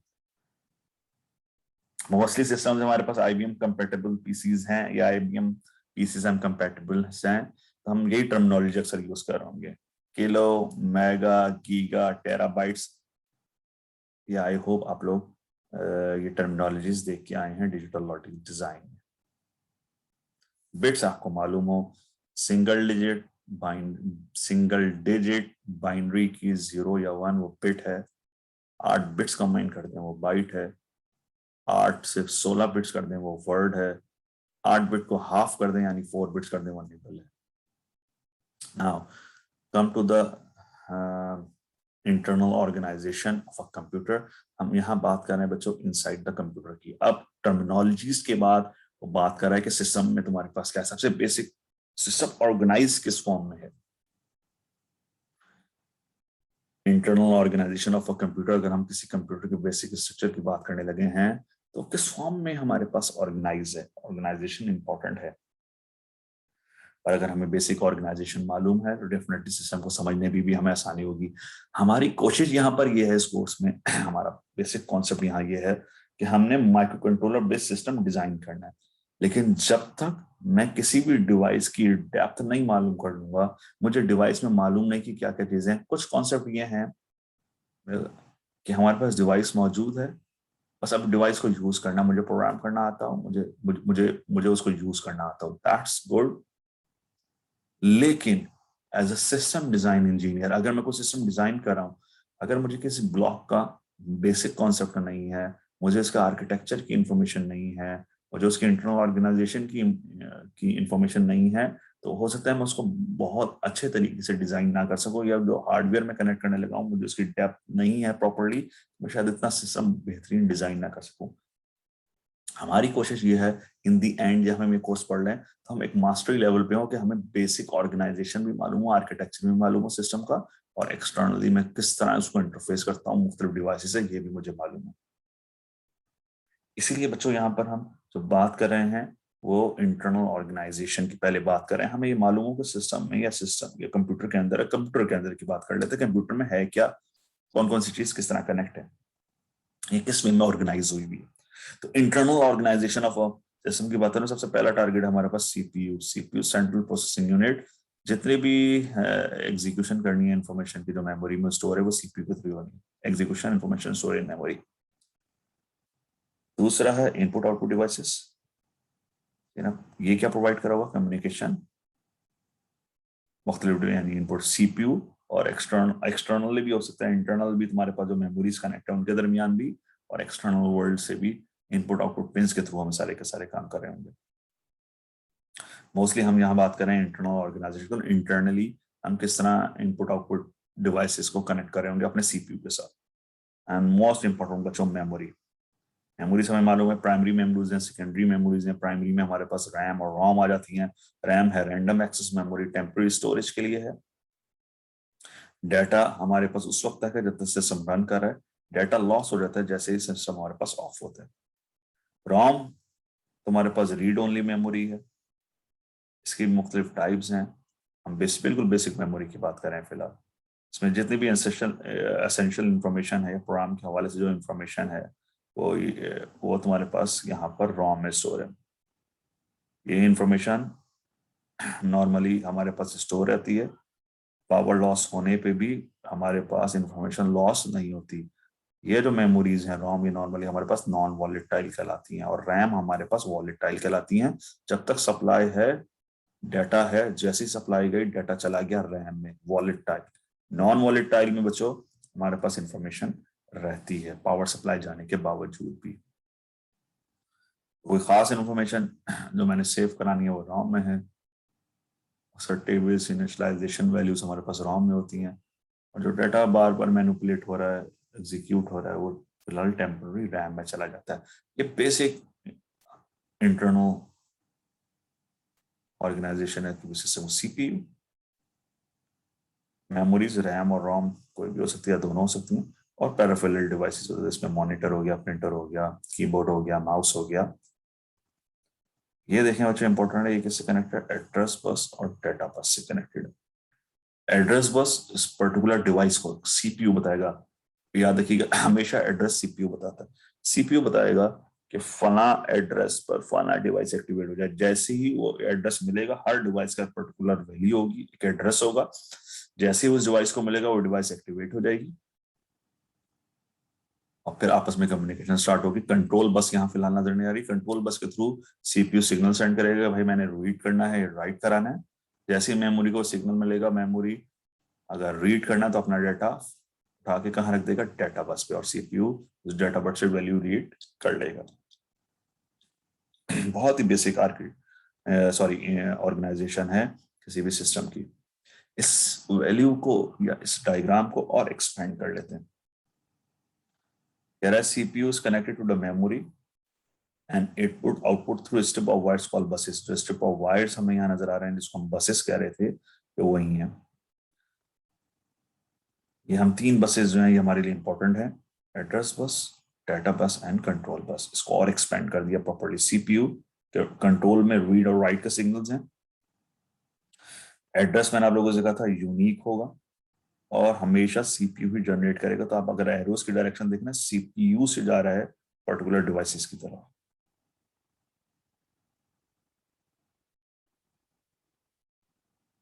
हमारे पास यहाँ RAM, ROM, printer, disk, monitor, keyboard connected है।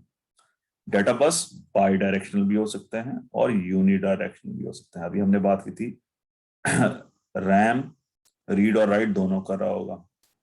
रोम में एक दफा परमानेंट फिलहाल हमने वैल्यू स्टोर करा दी। अब तो खैर प्रोग्रामेबल रोम्स भी हैं, लेकिन अगर इस रोम की बात करें तो वो मैन्युफैक्चरर ने या प्रोग्रामर ने या डिजाइनर ने उसको प्रोग्राम कर दिया। फिलहाल हम उसको दोबारा प्रोग्राम नहीं कर रहे। तो वहां से डेटा रीड तो कर रहे हो, राइट नहीं करा रहे। प्रिंटर को डाटा सेंड करोगे, प्रिंट कर दो। डिस्क से रीड भी करा रहे होगे, राइट भी करा रहे होगे। मॉनिटर कह रहे होगे भाई डाटा राइट करा रहे हो। कीबोर्ड से इनपुट ले रहे होगे। देखो जहां जहां रीड एंड राइट है, उनके दो दो रीड और राइट के दोनों का सिग्नल जा रहा है। जहां रॉम है, सिर्फ रीड का सिग्नल जा रहा है, सिर्फ राइट का सिग्नल जाएगा, प्रिंटर राइट कर दे। रीड और राइट मॉनिटर पे भी राइट कर दे, कीबोर्ड से रीड कर ले, एंड सो ऑन। तो अभी प्रोसेस यही है हमारे पास कि एड्रेस सीपीयू जनरेट करता है। जैसे डिवाइसेस को एड्रेस मिलता है, वो कंट्रोल रीड शीट करते कि इसको रीड करना चाह रहा है या राइट करना चाह रहा है सीपीयू। और कंट्रोल को देखते हुए वो अपना डाटा जो है वो डाटा बस पे प्लेस कर देता है। और ये सारा प्रोसेस बच्चों क्लॉक साइकिल्स में ही हो रहा होता है। अगर मैं आसानी के लिए समझाऊं, this is clock cycle. Clock pulses हैं एक्चुअली हमारे पास। और अगर मैं सबकी पॉजिटिव एज ले लूं,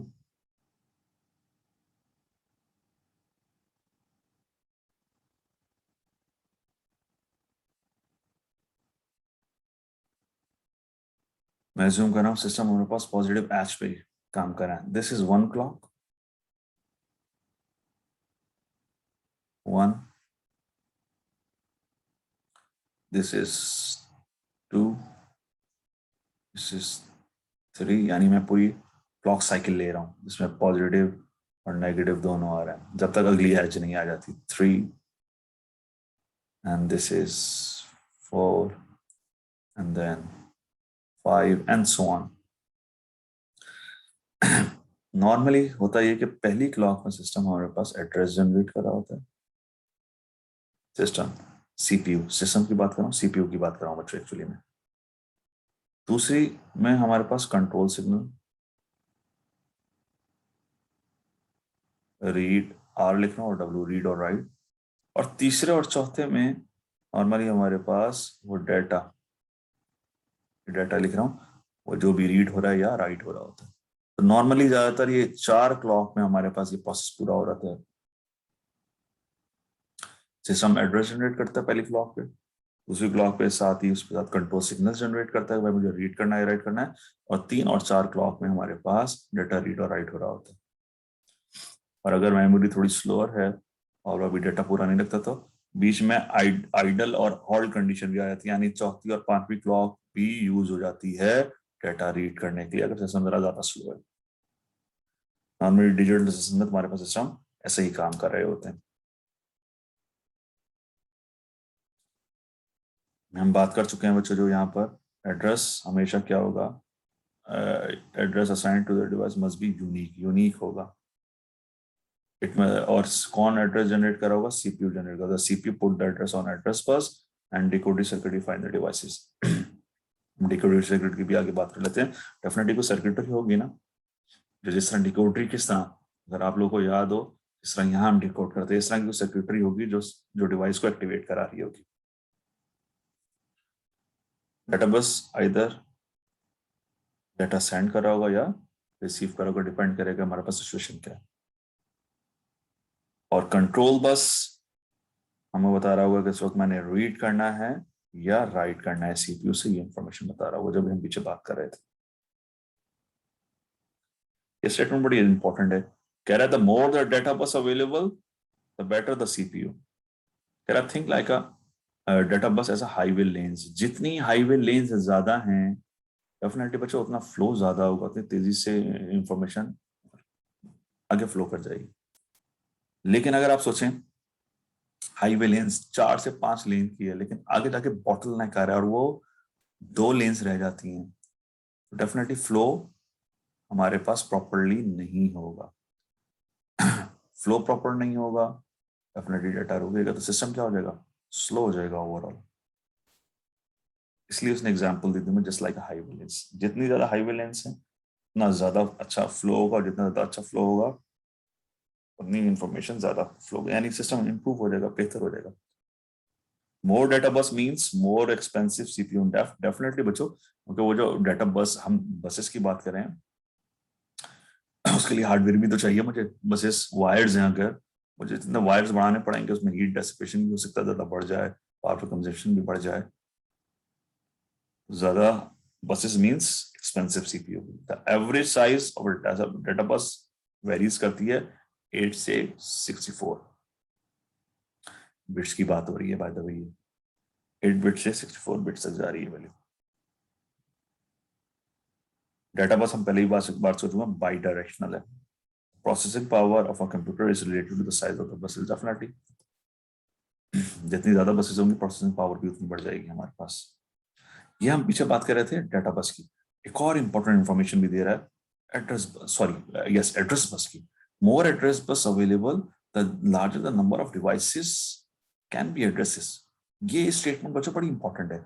याद हमने शुरू में जो आप लोगों से बात की थी, और यहाँ मैं आप लोगों को बताता, जैसे ये नंबर बिट्स बढ़ा रहा था, जैसे 2 की पावर 1 2, यानी मैंने कहा अगर 2 बिट्स बढ़ जाएं, 1 बिट है तो कितनी कॉम्बिनेशन बन सकती है 2 बिट्स है तो कितनी कॉम्बिनेशन बन सकती है 4, 3 बिट्स है तो कितनी कॉम्बिनेशन बन सकती है 8। यहाँ पर भी एक्चुअली ये एड्रेस बस का उसी से ताल्लुक है जो यहाँ बात कर रहा है।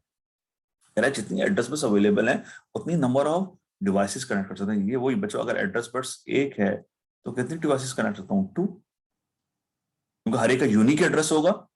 अगर पहली डिवाइस का एड्रेस 0 है तो दूसरी का क्या होगा 1 अलग। इससे ज्यादा, इसके अलावा एड्रेस यूनिक हो ही सकते 2 बिट से, सॉरी सिंगल बिट से, सिंगल बिट से 2 ही कॉम्बिनेशन बन सकते हैं 0 या 1।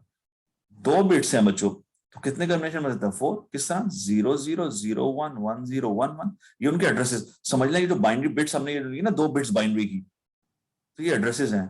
ये पहली डिवाइस के लिए एड्रेस हो गया, ये दूसरी डिवाइस के लिए, तीसरी डिवाइस के लिए, चौथी। उसका मतलब है 2 की पावर जितने नंबर ऑफ बिट्स बढ़ाते जाऊंगा एड्रेस का आप करते जाएं तो नंबर ऑफ डिवाइसेस भी बढ़ते चले जाएंगे। ट्रू। इसकी एग्जांपल नीचे वो देने की कोशिश कर रहा है, द नंबर ऑफ लोकेशंस। अच्छा, ये मेमोरी के लोकेशंस पे आ रहा है, तो number of devices I hope समझ रहे हैं। अगर एड्रेस के बिट्स 3 है तो कितनी डिवाइसेस करनी होती हैं 8, हर एक का यूनिक एड्रेस होगा। 4 है 4, हमारे पास कितनी डिवाइसेस कनेक्ट होती हैं 16। 5 सॉरी 2 की पावर 5 है, कितनी डिवाइसेस कनेक्ट हो रही हैं हमारे पास 32। 6 है, कितनी डिवाइसेस कनेक्ट होती हैं हमारे पास 64। 7 है 128। 8 है 256 एंड सो ऑन। आप 2 की पावर 8 के साथ ये वैल्यू कैलकुलेट कर सकते हैं एंड सो ऑन।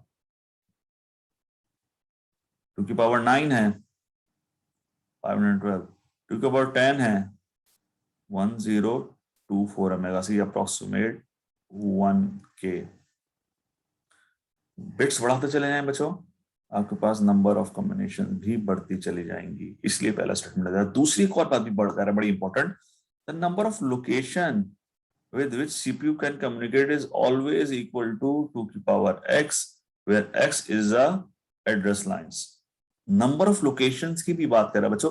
अगर मैं मेमोरी रिगार्डलेस ऑफ, चाहिए सिर्फ regardless of what, data size पे डिपेंडेंट ही नहीं है, फिलहाल डेटा साइज डेटा बिट्स को देख ही नहीं रहे। डेटा बिट्स होती है इंफॉर्मेशन, एक जगह से दूसरी जगह ले जा रहे, कितने बिट्स ले जाते हो? एड्रेस, एक तो नंबर ऑफ डिवाइसेस कितने कनेक्ट कर सकते हो, दूसरा बच्चों अगर किसी मेमोरी की बात करूं तो उस मेमोरी में नंबर ऑफ लोकेशंस भी किससे किससे पता चलेंगी। ये एक्चुअली जो दूसरा स्टेटमेंट दे रहा है नंबर ऑफ लोकेशन, ये फॉर एग्जांपल अगर मैं मेमोरी अज्यूम कर लूं, और अज्यूम कर रहा हूं एक रेक्टेंगुलर मेमोरी है मेरे पास, जैसे अजम्पशन मेमोरी है,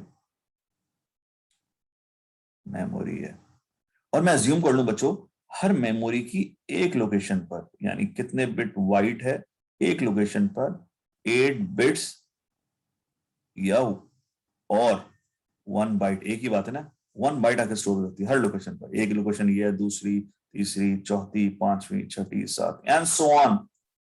तो कितनी नंबर ऑफ, जो जितनी भी नंबर ऑफ लोकेशन होंगी बच्चों, हर एक का यूनिक एड्रेस भी तो होगा, यानी मैं किस वैल्यू, अगर मैं कहूं मेमोरी से कि फलान लोकेशन का डाटा रख दो डाटा बस में, भाई कौन सी लोकेशन का, तो एड्रेस पता जाएगा ना। एक तो पूरी मेमोरी, अभी हम आगे देखेंगे एड्रेस डिकोडिंग, पूरी मेमोरी इनेबल भी हो रही होगी, और उस फना मेमोरी की कौन सी लोकेशन की बात कर रहा हूं वो भी सी एड्रेस लाइन से बच्चों पता चल रहा होगा। तो ये जो एक्स है ना, ये फना लोकेशंस को भी डिफाइन कर रहा होगा। तो अगर मुझे एड्रेस लाइंस मालूम है तो मैं नंबर ऑफ लोकेशंस भी बता सकता हूं, और हर लोकेशन पे फिलहाल अगर मैं अज्यूम कर लूं 8 बिट से बड़ी वैल्यू नहीं आ रही, तो मैं ये भी डिफाइन कर सकता हूं कि एक लोकेशन पर कौन, मतलब 8 बिट आ सकती है, अगर मैं अज्यूम कर रहा हूं कि एक लोकेशन पर 8 बिट ही आ रही है। फिलहाल हम ये एक्स की बात कर रहे हैं ना, अब ये याद रखें बच्चों, ये एक्स है ना, ये नंबर ऑफ लोकेशन, यानी इसके एड्रेसेस डिफाइन कर सकते हैं, कितने नंबर ऑफ एड्रेसेस हो सकते हैं। जैसे उसकी एग्जांपल देने की कोशिश कर रहा है, फॉर एग्जांपल कह रहा है CPU with 24 address lines and 16 data lines. Address lines कितनी है? 24। तो वो देखो 2 की पावर 4 से वो नंबर ऑफ लोकेशंस निकालने की कोशिश कर रहा है। Byte addressable 16 megabyte byte of addressable locations. Byte क्यों कह रहा है बच्चों को? हर लोकेशन पे एक बाइट सेव हो रही है, तो 2 की पावर 4 से उसने नंबर ऑफ लोकेशन यानी 16 मेगा लोकेशन निकल सकती हैं, और हर लोकेशन पे क्या है? एक बाइट स्टोर हो रही है, तो 16 मेगा बाइट एड्रेसेबल मेमोरी है ये मेरे पास। Each location has a maximum of 1 byte of data. जो हम बात कर रहे हैं, हमने कहा कि मैक्सिमम 1 बाइट ऑफ डाटा आ रहा है। क्यों? Since all general purpose CPU have byte addressable, normally ज्यादातर सीपीयू हमारे पास बाइट एड्रेसेबल। मैं डिपेंड कह रहा हूं कि डिपेंड करता है, डेफिनेटली से बड़ी वैल्यू भी आ सकती है, आएगी, आपको इंफॉर्मेशन होगी। जैसे यहां हमारे पास डाटा की वैल्यूज कितनी थी? 16 डाटा लाइंस थी। लेकिन अगर मैं नंबर ऑफ मेमोरीज की बात कर रहा हूं और उसकी एक लोकेशन की बात कर रहा हूं, तो नंबर ऑफ लोकेशन आप किससे निकाल रहे हैं? 2 की पावर x से निकाल रहे हैं, कि भाई 2 की पावर x से नंबर ऑफ लोकेशंस भी निकाली जा सकती है। ये जो डिवाइसेस आ ही रहा था, कितने डिवाइसेस ऊपर हम देख रहे थे कनेक्ट कर रहे हो, लेकिन डिवाइसेस अगर एक फॉर एग्जांपल एक मेमोरी कनेक्ट हो गई, तो मेमोरी की इंटरनल लोकेशंस भी कौन बताएगा? ये एड्रेस लाइंस ही बताएगी इंटरनल कितनी लोकेशंस है और मैक्सिमम कितनी लोकेशंस हो सकती है। इंशाल्लाह आगे बात करते हैं। एड्रेस बस हम पहले भी बात कर सकते हैं, यूनिडायरेक्शनल है, यानी सीपीयू ही एड्रेस जनरेट करेगा डिवाइस का, डिवाइस एड्रेस करके सीपीयू को नहीं बता रहा, सीपीयू जनरेट कर रहा है और बता रहा है कि एड्रेस क्या होगा। For CPU to process information, the data must be stored in a RAM or ROM, which में भी हमने बात कर ली थी, प्राइमरी मेमोरी है। ROM बच्चा हम पहले ही बात कर चुके हैं, फिक्स परमानेंट, जैसे टेबल्स और इनिशियलाइजेशन प्रोग्राम्स वहां स्टोर है। RAM इंफॉर्मेशन परमानेंट नहीं है, can be change with time. जैसे various operating systems and application package, initially बच्चों वहां जाके होता है, ये सिस्टम जब भी स्टार्ट होता है सबसे पहले लोड कर रहा है, बूट करता है, हमारे पास BIOS basic input output information systems BIOS read कर रहा होता है। जब वो देख लेता है हार्डवेयर कनेक्ट है, सारी चीजें कनेक्ट है, फिर हार्ड डिस्क के पास जाता है, ऑपरेटिंग सिस्टम लोड करता है। याद रखना जितनी भी मैनेजमेंट डिवाइसेस की वो हमारे पास ऑपरेटिंग सिस्टम की है। ऑपरेटिंग सिस्टम लोड होता है, उसके बाद बच्चों ऑपरेटिंग सिस्टम हार्ड डिस्क से लोड होने के बाद अपनी बेसिक इंफॉर्मेशन जो है ना, या बेसिक जो भी प्रोग्राम जो रन कर रहा है, जो भी एप्लीकेशन पैकेज हैं, वो कहाँ उठा के लोड कर देता है, वो रैम में कर देता है। उसका आसान काम भी है कि हम बहुत बड़ी डिवाइस में कोई इंफॉर्मेशन ढूंढने के बजाय कहाँ ढूंढ लें, कोई छोटी RAMs as compare to the disk हमारे पास स्मॉलर इन अमाउंट होगी, स्मॉलर इन कैपेसिटी होगी। हार्ड डिस्क बड़ी कैपेसिटी की होगी, रैम कम कैपेसिटी की होगी। सिस्टम को बड़ी डिवाइसेस से रीड करने में थोड़ा प्रोसेस टाइम ज्यादा लगेगा as compare to the smaller devices या स्मॉलर मेमोरीज। दैट्स व्हाई हम बेसिक इन्फॉर्मेशन कहाँ उठा के लोड कर लेते हैं, अपने रैम में कर लेते हैं, जिसके लिए वो कह रहे हैं कि वेरियस ऑपरेटिंग सिस्टम या एप्लीकेशन पैकेजेस कहाँ लोड कर लिया रैम में। सीपीयू देखो कह रहा है गेट द इन्फॉर्मेशन प्रोसेस सबसे पहले कहाँ ढूंढेगा, वो रैम में ढूंढता है। तो रैम में मिल जाएगा तो बड़े डिवाइस में जाने की जरूरत ही नहीं है, छोटी मेमोरी से रीड कर लिया, प्रोसेस आसान हो गया, जल्दी रीड हो गया। और उसके बाद उसने जब ये रीड कर लिया रैम और रोम से, if it is there good, if it is not there, फिर उसके बाद वो कहाँ जाएगा, seek it from the mass storage device, that is secondary memory, secondary hard disk होगी तुम्हारी, या डीवीडी रोम हो गई, और वहां से इंफॉर्मेशन उठा के कहाँ दोबारा ट्रांसफर कर रहा है, रैम में, क्योंकि वहां से रीड करना उसको हमेशा आसान रहेगा। तो सिस्टम हमेशा इसी तरह काम कर रहा होता है। Now come to the capacity, memory की कैपेसिटी कैसे डिफाइन की जा सकती है बच्चों, या ऑर्गेनाइजेशन कैसे डिफाइन की जा सकती है। एक्सेस टाइम, एक्सेस टाइम क्या कह रहा है बच्चों, ये तो बहुत ही आसान, how long it take to get data from the memory, ये कितना टाइम लेता है डाटा को मेमोरी से लेके आने में। यानी सीपीयू ने रिक्वेस्ट की डाटा की, ये मेमोरी के पास गया, उससे रिक्वेस्ट की भाई फलाना लोकेशन का डाटा मुझे दे दो, मेमोरी अपना फलाना लोकेशन का डाटा डाटा बस पे रखेगा, सीपीयू रीड करेगा, कितना टाइम लगेगा डाटा लेके आने में, सही है ना, ये सारा का सारा क्या कराएगा, एक्सेस टाइम। कैपेसिटी बिट्स में भी डिफाइन हो सकती है, नॉर्मली हम बाइट्स में भी डिफाइन कर सकते हैं। टोटल कैपेसिटी कितनी है मेमोरी की, जैसे यहाँ है, अगर देखो मैं तुमसे कहा था ना, एक मेमोरी का रेक्टेंगुलर बॉक्स बनाया हुआ है, मेमोरी को रिप्रेजेंट कर रहा है, कितनी लोकेशन है, 0 से 127, टोटल 128 लोकेशन, लेकिन 128 लोकेशन है, और हर लोकेशन पे कितनी वैल्यूज आ रही हैं, 4 बिट्स आ रही हैं। इसका मतलब है मैं मेमोरी सम निकालता हूँ, 128 टोटल लोकेशंस हैं, मल्टीप्लाई बाय 4 बिट्स, जो भी वैल्यू आएगी बच्चों कैपेसिटी होगी। ये बिट्स बाइट्स डिफाइन करेगा कि मैं किस में बात कर रहा हूँ, या 4 बिट्स से मल्टीप्लाई कर दिया, यानी मैंने 2 डाटा बिट्स एक से मल्टीप्लाई किया, यानी कि डाटा की वैल्यू की एक लोकेशन पे कितना बड़ी डाटा की वैल्यू सेव हो सकती है, उससे मल्टीप्लाई कर दिया। ऑर्गेनाइजेशन क्या है, 128 into 4, ये ऑर्गेनाइजेशन डिफाइन कर रहा है बच्चों। कैपेसिटी भी हम मालूम कर सकते हैं, ऑर्गेनाइजेशन भी, एक्सेस टाइम तो मालूम। फॉर एग्जांपल हम करके देखते हैं, फॉर एग्जांपल हमारे पास एक मेमोरी चिप है जिसकी 12 एड्रेस पिन्स हैं और 4 डाटा पिन्स हैं। सबसे पहले कह रहा है कि भाई ऑर्गेनाइजेशन बता दो, दूसरी की कैपेसिटी बता दो। हमने अभी देखा था पीछे, क्या था ये ऑर्गेनाइजेशन, 128 लोकेशन, और लोकेशन निकालने के लिए आता है, हमने पीछे भी बात की थी, 2 की पावर x, ये नंबर ऑफ, अज्यूम कर लो मेमोरी सेलेक्ट हो गई है, तो नंबर ऑफ लोकेशन अभी x ही बताएगा। एड्रेस क्या, address pins multiply by data pins, data bits, bytes, is equal to किसके बराबर होगा बच्चों, कैपेसिटी के बराबर। एड्रेस लाइन्स कितनी है, 12, डाटा पिन्स कितनी है, 4, 2 की पावर 12 किसके बराबर होता है हमारे पास, आप करके देख लीजिएगा, 1 अप्रोक्सीमेट 1096 लिखा हुआ भी है नीचे बच्चों, 1096 अप्रोक्सीमेट 4K के बराबर। दैट्स मीन यहाँ लिख रहा हूँ 4K मल्टीप्लाई बाय 4 कह रहा हूँ, 4 4 था 16 मल्टीप्लाई किलो, और ये 4 बिट्स थी तो 16 किलो बिट्स इसकी कैपेसिटी निकल के आ गई। ये देखिए 16 किलो बिट इसकी कैपेसिटी निकल के आ गई।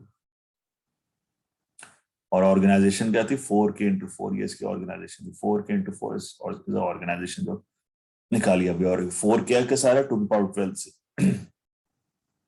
तो ऑर्गेनाइजेशन भी निकाल। अगर मुझे एड्रेस बिट्स मालूम है, डाटा बिट्स मालूम है, या कैपेसिटी मालूम है, वाइस वर्सा तीनों काम ही कर सकता हूँ। जैसे यहाँ कह रहा है देखिए रिवर्स, 512 के हमारे पास मेमोरी चिप है, कैपेसिटी बता रहा है, 8 एड्रेस डाटा पिन्स हैं, इसकी ऑर्गेनाइजेशन बता दो। एड्रेस आप पूछ रहे हैं, एड्रेस रिवर्स इंजीनियरिंग की बात कर रहा है, एड्रेस पिन्स बता दो मुझे। हमने बात किया था 2 की power x multiply by data pins, data bits या बाइट जिसमें भी वैल्यू डिफाइंड है इज इक्वल्स टू कैपेसिटी, यही बात की थी अभी। एड्रेस पिन नहीं मालूम मुझे, डेटा पिन 8 है, कैपेसिटी को टोटल बता रहा है कितनी मेमोरी, मेमोरी चिप बता रहा है, टोटल मेमोरी चिप है ये 512 512 के, और 2 की पावर x इसके बराबर निकल आएगा 512 के डिवाइड बाय 8, क्या वैल्यू निकल रही है 64 के। अब लॉग फंक्शन से भी निकाल सकते हो ये तुम x की वैल्यू, या हिडन ट्रायल मेथड से भी निकाल सकते हो, 2 की पावर लगाते जाओ। 2 की पावर 10 हमने देखा था बच्चों क्या था, 2 की पावर 10 था अप्रोक्सीमेट 1 के, 11 है अप्रोक्सीमेट 2 के, करके देख लेना, 12 है 4 के, 13 है 8 के, सॉरी 14 है 16 के, 2 की पावर 15 है 32 के, 2 की पावर 16 है 64, ये याद है के में, के पावर 17 है 128 के, 2 की पावर 18 है 512 के, 2 की पावर 9 सॉरी 256 के, 2 की पावर 19 है 512 के, और 2 की पावर 20 है अप्रोक्सीमेट 1 मेगा के बराबर। तो यहाँ नजर आ रहा है हमारे पास 2 की पावर 16, देखो ये 64 की है, बोले भाई ये क्या होना चाहिए 2 की पावर 16, तो मैं यहाँ लिख रहा हूँ 2 की पावर 16 अगर एड्रेस लाइन्स हो मल्टीप्लाई बाय 8 करके देखो तो क्या निकलता है हमारे पास, कैपेसिटी कितनी है हमारे पास 512 के, और 2 की पावर 16 किसके बराबर निकलता है 64 के, अभी यहाँ नीचे देखा है मल्टीप्लाई बाय 8 कर रहे हो 512 की कैपेसिटी हमें मालूम थी, उससे हमने 2 की पावर x देखा और x से हमने एड्रेस लाइन निकाली, इसका मतलब कितनी एड्रेस लाइंस हैं, तो देखो 16 एड्रेस लाइंस हमने यहाँ निकाली। ऑर्गेनाइजेशन क्या बन रही है 64 इंटू 8, ये देखो 64 इंटू 8, तो हमारे पास सारी चीजें वेरीफाई हो रही है, हमारे पास डेटा पिंस मौजूद है, तो कैलकुलेशन हमारे पास आसान है, हमें मालूम होगा हमने वैल्यूज क्या निकालनी है। जस्ट फॉर द रिवीजन है, आई होप आप लोग ये डिजिटल लॉजिक में पढ़ के आएंगे, सिर्फ ओवरव्यू दे रहा हूँ, चाहे तो आप इसको बुक से पढ़ लीजिएगा, बुक में मोहम्मद अली मजीदी की जो किताब है उसमें इसके बारे में डिटेल मौजूद है। मास रॉम नॉर्मली जो डिजाइनर होता है वो हमारे पास मास रॉम हम देता है कि ओटीपी के अलावा वन टाइम प्रोग्रामेबल है, एक दफा प्रोग्राम हो गई दोबारा प्रोग्राम नॉर्मली नहीं होती। प्रोग्रामेबल नॉर्म सही है ना, बिल्कुल ये प्रोग्राम, ये भी वन ये हमारे पास डिजाइनर ने प्रोग्राम की थी, ये हम प्रोग्राम कर सकते हैं, इस पर फ्यूज बिट होती थी, लेकिन एक दफा फ्यूज बिट बर्न हो जाए उसके बाद रीबर्न नहीं हो सकती थी प्रोग्रामेबल रॉम्स में। उसके बाद दोबारा हमारे पास है EP ROM, erasable programmable read only memory, ये मल्टीपल टाइम्स प्रोग्रामेबल थी, अल्ट्रा वायलेट रेज से इसको रेज और रीप्रोग्राम किया जाता, बस प्रॉब्लम ये थी कि इसको खास लैब में रखना पड़ता अल्ट्रा वायलेट रेज के लिए, और ये 20 to 30 मिनट्स लेता था, सिस्टम से बाहर निकाल के इसको प्रोग्राम करना पड़ता था। और उसके बाद आ गई इलेक्ट्रॉनिक्स का electrical programmable read only memory है, sorry electrical erasable programmable read only memory, system में लगे लगे हम उसको रिप्रोग्राम भी इजीली करता था। और उसके बाद हमारे पास आ गए फ्लैश ईपी रॉम, यहाँ नॉर्मली ऊपर मेरे ख्याल से ये क्लस्टर्स में डिफाइन किया होता था, सेक्शंस में डिफाइन किया हुआ था, electrical erasable programmable read only memory इस तरह रेस करता है, ये at a time whole memory को एक साथ ये रेस कर देता है। फ्लैश मेमोरी फास्टर है, नॉर्मली ज्यादातर हम फ्लैश ईपी रॉम यूज कर रहे होते हैं।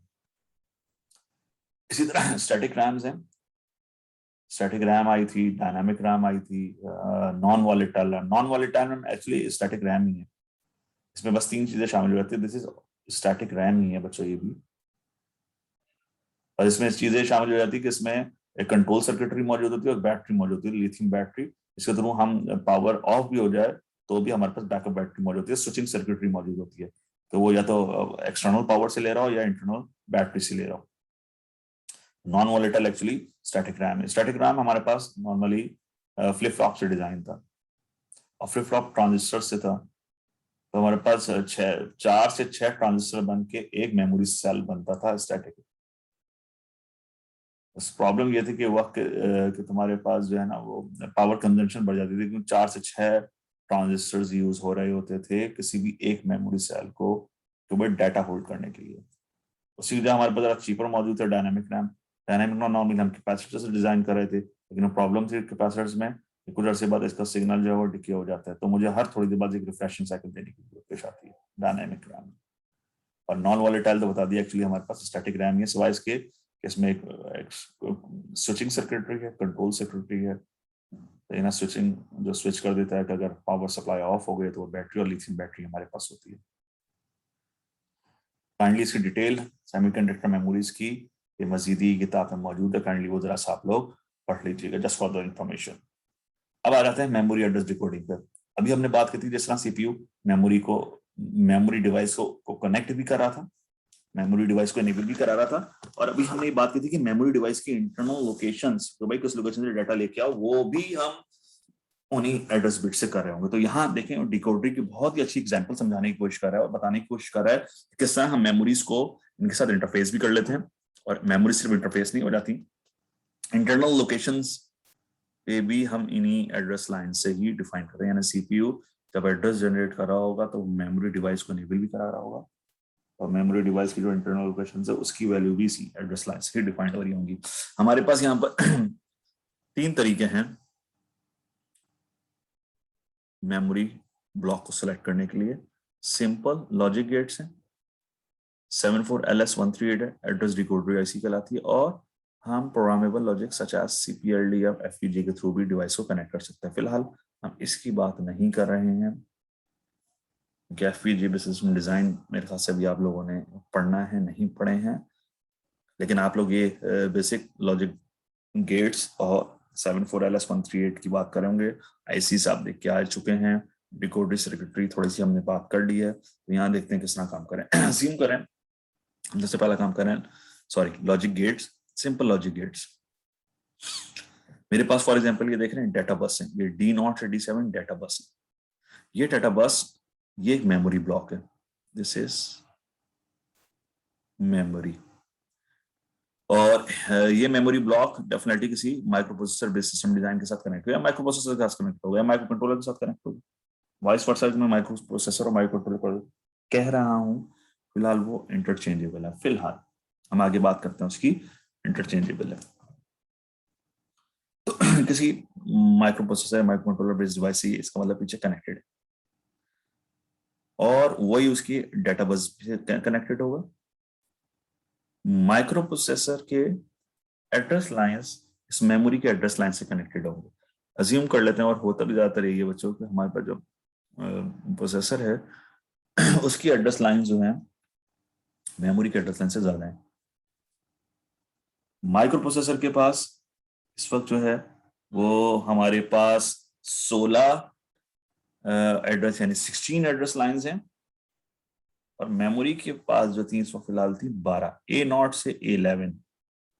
वो मैंने इंटरनल लोकेशन, डेफिनेटली मेमोरी की इंटरनल लोकेशन भी दूंगी ना, किससे सेलेक्ट होगी वो एड्रेस लाइन। तो A0 से A11 मेमोरी के इंटरनल लोकेशन डिफाइन करने के लिए वो माइक्रो प्रोसेसर के एड्रेस लाइन से कनेक्ट होंगे, और बाकी माइक्रो प्रोसेसर की जो एड्रेस लाइंस रह गई 12 तो कनेक्ट हो गई। मैंने आपसे कहा था माइक्रो प्रोसेसर की एड्रेस लाइंस कितनी है, तो माइक्रो प्रोसेसर की एड्रेस लाइंस हैं 16, तो 12 तो उससे कनेक्ट कर दी, बाकी रिमेनिंग कितनी रह गई 4, वो कहाँ यूज हो रही है, देखो वो यहाँ यूज हो रही है, वो एड्रेस डिकोड करने के लिए, इस चिप को इनेबल कराने के लिए। 12, 13, 14 एंड 15 ये है चिप सेलेक्ट, और चिप सेलेक्ट पे बार लगा हुआ एक्टिव लो, यानी दैट्स मीन यहाँ 0 आएगा तो चिप सेलेक्ट होगी, अदरवाइज चिप सेलेक्ट नहीं होगी। और कंट्रोल सिग्नल रीड और राइट, ये मेमोरी रीड और ये माइक्रो प्रोसेसर के रीड और राइट के साथ कनेक्टेड है। ये मेमोरी रीड और मेमोरी राइट है, ये माइक्रो प्रोसेसर के रीड और राइट कंट्रोल सर्किट के साथ कनेक्टेड है। बाहर देखें नजर आ रहा है रीड और राइट, तो इसका मतलब ये कौन सी मेमोरी होगी, ये रैम होगी। हमने कहा रीड और राइट दोनों है, और देखो इसका ऑर्गेनाइजेशन डिफाइंड है 4K into 8, 4K into 8। Easily आप जो हैं कैपेसिटी भी निकाल सकते हैं। जैसे पीछे हम बात कर रहे थे, जहां हम यही बात तो कर रहे थे, ऑर्गेनाइजेशन किस तरह डिफाइंड हो रही है, वैल्यूज किस तरह डिफाइंड हो रही हैं, एंड सो ऑन। 4K 8 की बात कर रहा है, उसे मल्टीप्लाई करें, हमारे पास यहाँ इजीली कैपेसिटी डिफाइंड हो सकती है। ये दफा प्रॉपर्ली वैल्यूज हमारे पास डिफाइंड हो जाए।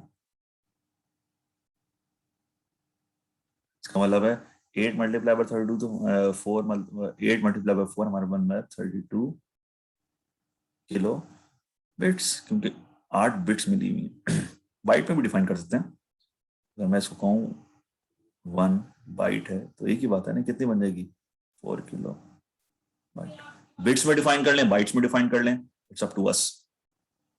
और आपको मालूम है कि 2 की पावर, ये अभी हमने पीछे देखा था 4 कैसा निकला था, क्या थी 12 बिट्स थी। तो यहाँ देख लें 2 की power 12 multiply by 8 is equal to 32 kilo bits, ये निकलनी चाहिए। 2 की पावर 12 भी देखें एड्रेस लाइन से, ये देखें एड्रेस लाइन। तो सारी चीजें बच्चों जो हमने पीछे पढ़ी हैं वो यहाँ कंफर्म भी हो रही हैं। हमें लिखा हुआ नहीं था, कहा नहीं था, मैंने तो कहा था सिर्फ मेमोरी ब्लॉक है, इसकी 12 एड्रेस लाइंस हैं, इसकी ऑर्गेनाइजेशन 4 के इंटू 8 है, इसकी 8 डेटा लाइंस है, वो एक माइक्रो प्रोसेसर कनेक्टेड है, इसकी एड्रेस डिकोड कर लो। तो हमने अपने तौर पे इन्फॉर्मेशन हासिल कर ली कि अच्छा वाकई में ये बात कह रहा है ऑर्गेनाइजेशन 12 एड्रेस लाइन बनती भी है। हाँ बनती है बिल्कुल, 2 की पावर 12 भी तो बनती है। कैपेसिटी भी हमने खुद डिफाइन कर ली, ऑर्गेनाइजेशन भी वेरीफाई कर ली, हाँ बिल्कुल सही है। और ये भी डिफाइन कर लिया रीड और राइट को देखते हुए, ये रैम ये रोम नहीं है, रीड और राइट। और ये देख रहे हैं कि भाई बाकी माइक्रो प्रोसेसर के पास कितनी एड्रेस लाइंस है, 16 है। बाकी एड्रेस लाइंस वो किसके लिए यूज कर रहा है, चिप को एनेबल करना है। वो चिप क्या है, देखो नैंड गेट लगा हुआ है, इसका मतलब है जीरो आने, जीरो पे एक्टिव हो जाएगा। अब जीरो पे जैसे वही किस तरह, तो इसका मतलब है यहाँ एंड का उलट है नैंड, यानी तमाम बिट अगर 1 होंगी तो ये आउटपुट 0 जनरेट होगा, 1 1 1 1। और ये 1 1 कैसे आएगा, A12 1 हो जाए, A13 1 हो जाए, A14 क्या हो जाए 0 नॉट लगा हुआ है, और 15 भी क्या हो जाए 0। इसका मतलब ये बिट तो फिक्स हो गई, क्योंकि ये बिट दोगे तो यहाँ 1 1 1 1 और 1 1 आएगा तो यहाँ क्या आ जाएगा 0, जो चिप को एनेबल करेगा। बाकी इंटरनल लोकेशन डिफाइन करने के लिए कौन है, A12 से, सॉरी A0 से A12, यहां लिख दूं A0 रिले बच्चों सिर्फ A0 को 1 2 3, मैं 4 बिट्स में डिफाइन कर रहा हूँ एड्रेस की बिट्स, फिर 4 5 6 7, फिर 8 9 10 11, मैंने ये 4 बिट्स में डिफाइन कर ली डेसिमल वैल्यू में, आखिरी 11 है। अब इंटरनल लोकेशन के लिए बच्चों 0 0 0 0 पहली लोकेशन, 0 0 0 0, यानी तमाम बिट्स क्या होंगी 0 0 0 0। और डेफिनेटली फिर वैल्यू कॉम्बिनेशन बढ़ती चली जाएगी, चलती जाएगी चलती जाएगी चलती जाएगी चलती जाएगी, और तमाम बिट्स आखिर में क्या होंगी 1 1 1 1 1 1 1 1 1 1 1 1, यानी सारी बिट्स 1 की होगी इस मेमोरी को। इसका मतलब मैं 1 1 1 की बात कर रहा हूँ, देखो आखिरी मेमोरी की आखिरी लोकेशन की बात हो रही होगी, और पहली 0 0 0 0 तमाम बिट्स 0 है तो पहली लोकेशन की बात हो रही होगी। अगर इसके साथ मैं लिख दूं बच्चों ये 12 13 14 और 15, ये बिट्स क्या थी फिक्स थी। A12 क्या बाय डिफॉल्ट 1 1 0 0, बच्चों इन बिट्स को अगर मैंने चेंज कर दिया तो चिप ही सेलेक्ट नहीं होगी, चिप ही सेलेक्ट नहीं होगी तो कोई भी एड्रेस बिट्स में कुछ भी देते रहो, चिप ही सेलेक्ट नहीं होगी, काम ही नहीं करेगा। तो ये थ्रू आउट 0 0 1 1 ये यूज होंगे। अब इनको मैं हेक्साडेसिमल में कन्वर्ट कर दूंगा आसानी के लिए, 4 देखो 4 बिट में ब्रेक किया, तो 0 0 1 1 हमारा कोड बनता है 3 का। इसका मतलब है ये एड्रेस बन गया 3000H, लिख रहा हूँ हेक्साडेसिमल के लिए, से लेकर ये वैल्यू लिखो लास्ट क्या बनी 3FFF हेक्स तक। इसका मतलब है रेंज बनी 3000 से लेकर 3FFF हेक्स तक। जब भी माइक्रो प्रोसेसर ये एड्रेस जनरेट करेगा हमेशा कौन सी, यही मेमोरी सेलेक्ट होगी और इसी की इंटरनल लोकेशंस की बात होगी, इसी मेमोरी की इंटरनल लोकेशंस की बात होगी। ऑलवेज सिस्टम ऐसे ही काम कर रहा होगा। आई होप मेरी बात आप लोग समझ रहे हैं। तुम देखो यहाँ लिखा हुआ भी है, एग्जाम्पल अभी हम देख रहे थे उसमें A12 से 15 फिक्स थी 0011, और देखो एड्रेस रेंज कैसे निकाली 3000 से 3F मेमोरी चिप की, इसीलिए निकाली जो मैं आपसे यहाँ पीछे बात कर रहा था। बिट चेंज हो रही होंगी, इंटरनल लोकेशंस के लिए बिट चेंज हो रही होंगी A0 से A11 तक। तमाम बिट 0 भी हो रही होंगे, तो हमने तमाम बिट 0 भी ली थी और तमाम बिट 1 भी ली थी। बाइनरी में आसान थी, उसको फिर किसमें कन्वर्ट कर लिया, हेक्साडेसिमल कन्वर्ट कर लिया रिप्रेजेंटेशन के लिए। अगेन हमने शुरू में नंबर सिस्टम कोड इसलिए बात की थी। और जो आखिरी बिट्स थी बच्चों वो फिक्स थी, देखो 12 13 को चिप को सिलेक्ट करना था वो वर्क गोइंग है, तो कोड बन गया 3000 से लेकर 3FFF हेक्साडेसिमल में। देख रहे हैं आप इस तरह हमारे पास गेट से भी हम एड्रेस डिकोडरी कर रहे हैं और उन्हीं एड्रेस डिकोडरी से हम वैल्यूज भी डिफाइंड कर रहे हैं। आई होप मेरी बात यहां सबको क्लियर हो रही होगी।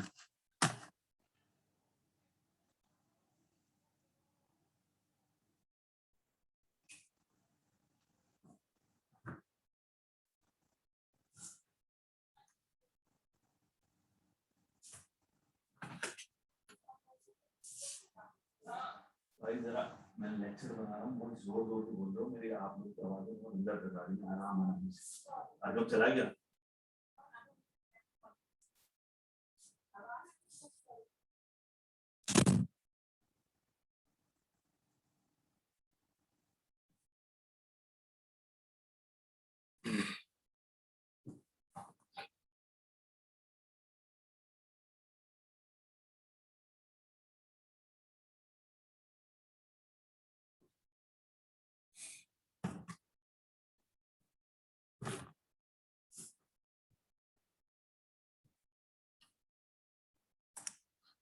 तो आई होप मेरी बात यहाँ तक सबको क्लियर होगी कि मैं क्या बात कर रहा था एड्रेस की। सेकंड, हमारे पास जो है यही काम हम जो है वो 74LS डिकोडर आईसी से भी कर सकते हैं। तो डिकोडर आईसी में रखना कि भाई आउटपुट है मेरे पास सेलेक्ट करने के लिए 8, Y0 से लेकर Y7 तक। याद रखिएगा सबके जो बबल लगे हुए दैट्स मीन जब भी वो सेलेक्ट होगा उसकी आउटपुट क्या होगी, 0। और ये कौन सी आउटपुट सेलेक्ट होगी, इसके लिए सिलेक्शन पिन मौजूद है ABC, और उसको इनेबल करने के लिए मेरे पास ये 3 सिलेक्शन पिन मौजूद हैं, G1, G2, A and B। और VC का ग्राउंड टॉप सबको मालूम है कि नॉर्मली आईसी को इनेबल कराने के लिए है। बस पहला काम तो ये कि याद रखिएगा इनेबल पिन है, G1 एक्टिव हाई है दैट्स मीन 1 देगा तो एक्टिव होगा, और G2A और G2B एक्टिव लो यानी 0 दोगे तो इनेबल होगा। दैट्स मीन G1 पे तो 1 ही आना है और बाकी 2 बिट्स पे 0 जाना है। अगर इसके अलावा आपने कोई भी बिट्स इनेबल पिन पे दी, चिप सेलेक्ट नहीं होगी, और चिप सेलेक्ट नहीं होगी तो इनपुट पे, इनपुट मींस ABCD सिलेक्शन बिन पर कुछ भी आ रहा हो आउटपुट सेलेक्ट नहीं होगा। तो अब सबसे पहले डेटा शीट यहाँ यही डिफाइन कर रही है। X कह रहा है कि कुछ भी हो, X means don't care condition. अगर G2 देखें, G2 ये और भी दोनों को ही कह रहा है, हाई दे दिया आपने, ये देख हाई दे दिया, तो इनपुट पे कुछ भी हो आउटपुट तमाम क्या हो जाएंगी, हाई। हाई मींस तमाम आउटपुट 1 हो जाएंगी, डिसेबल्ड हो जाएंगी तमाम आउटपुट। अच्छा ये यहाँ पे आपको दिखाने जा रहा है, ये तमाम आउटपुट डिसेबल्ड हो गए। दूसरी देखें कि अगर G1 लो हो जाए, इनपुट पे कुछ भी हो, आउटपुट तमाम की तमाम देखें यहाँ पर क्या हो जाएंगी बच्चों, हाई हो जाएंगी तमाम की तमाम।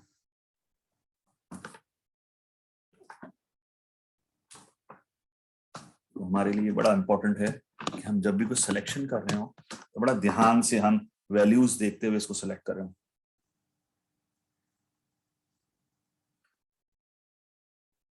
अब ये देखें कि G1 हाई है, G2 लो ही है, बिल्कुल सही है, और अब इनपुट आ रही है लो लो लो, यानी तीनों पे मैंने सिग्नल दे दिया 0 0 0। तो ये वाली Y0 सेलेक्ट हो जाएगी, ये देखिए Y0 सेलेक्ट हो गई। फिर अगर लो लो हाई, अगर ए मेरे पास कॉम्बिनेशन देखिए 0 0 1, तो इसका मतलब है याद देखिएगा ऊपर वाली मेरे पास LSB है और नीचे वाली MSB है। न्यू कॉम्बिनेशन बन रहा है 0 0 0 ABC, 0 0 1 0 1 0 0 1 1। दैट्स मीन यहाँ पर Y की बात करूँ तो कौन सा सेलेक्ट होगा, Y0, यहाँ पर Y1, यहाँ पर Y2, यहाँ पर Y3, 1 0 0 1 0 1 1 1 0 1 1 1, Y4, Y5, Y6, Y7। Again मैंने आपसे कहा this is LSB and this is MSB, तो कॉम्बिनेशन याद रखिएगा। तो देखिए डायगोनली अगर आप देखते जाएं तो सबसे आखिरी इसी तरह है, जब तमाम हाई हैं 1 1 1, देखें कौन सा सेलेक्ट हो रहा है, Y7 ही सेलेक्ट हो रहा है। तो बच्चों ये ट्रुथ टेबल हमारे पास डिफाइंड है। आप यहाँ देखते हैं फॉर एग्जांपल ये मेमोरी कनेक्ट है, वही माइक्रो प्रोसेसर के पास 16 एड्रेस लाइंस हैं, उनके साथ कनेक्टेड है ये।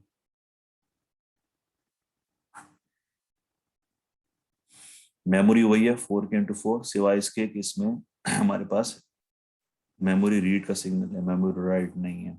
ऑर्गेनाइजेशन आपको मालूम, तमाम वही चीजें। एड्रेस 12 एड्रेस लाइन है जो माइक्रो प्रोसेसर की एड्रेस लाइन से कनेक्ट होगा, बाकी remaining address lines micro processor की इसको इनेबल कराने के लिए। अब याद रखिएगा, मैंने Y4 सिलेक्ट करना है, अब Y4 के हिसाब से इस पे वैल्यूज आनी है। Y4 सेलेक्ट करने के लिए देखें बच्चों, यहाँ Y4, ये था Y4। इसका मतलब है A भी लो होगा, B भी लो होगा, C हाई होगा। A भी लो है, B भी लो है, C हाई है, यही वैल्यूज है, फिक्स हो गई। G2A G2 भी हमें मालूम है, ये क्या होना, ग्राउंड से यानी 0 देना है इनको। ये तो अगर इनेबल, और ये VC से 1 ही आ रहा है, तो यहाँ G2A को भी इनेबल कराने के लिए उसने एड्रेस की एक लाइन बची थी, उसको यूज किया। तो ये याद रखिए, ये बिट्स फिक्स हो गई क्योंकि Y4 सेलेक्ट करना था। बाकी वही रिमेनिंग एड्रेस उसी तरह, A0 से लेकर A1 2 3 4 5 6, सॉरी 6 7 8 9 10 11 12 13 14 और 15। 15 12 देखो फिक्स हो गई। 12 0 था, 13 0 था, 14 1 था, 15 0, ये थ्रू आउट यही रहेगा। ये बिट तमाम जीरो भी होंगे, 0 0 0 0 0 0 0 0 0 0 0, और ये बिट याद रखिएगा थ्रू आउट यही चल रही होंगी, 0 1 0 0। सिलेक्शन बनाओ Y4 हट जाएगा, ये बिट चेंज होती जाएगी। इंटरनल, ये मेमोरी की इंटरनल लोकेशन बतानी है, तो 1 1 1 1 1 1 1 1 और 1 1 1 1। तो एड्रेस चेंज क्या बन गई, ये बन गई फोर। इसकी अगर मैं बात करूं 4000 हेक्स से लेकर कन्वर्ट कर रहा हूं, कहां तक चली गई, 4F हेक्स तक चली गई। अगर फॉर एग्जाम्पल मैंने आप लोगों से कहूं कि मैंने ये पहली लोकेशन को एड्रेस करना था, बाकी इंटरनल लोकेशन तो वही होंगी, पहले एड्रेस के लिए इसका मतलब तमाम बिट्स क्या होंगी, ये वाली बिट भी क्या हो जाएगी 0। तो एड्रेस कहाँ से स्टार्ट होगा, 0 0 0 0 से हेक्स से लेकर कहाँ तक जाएगा, 0F हेक्स तक जाएगा।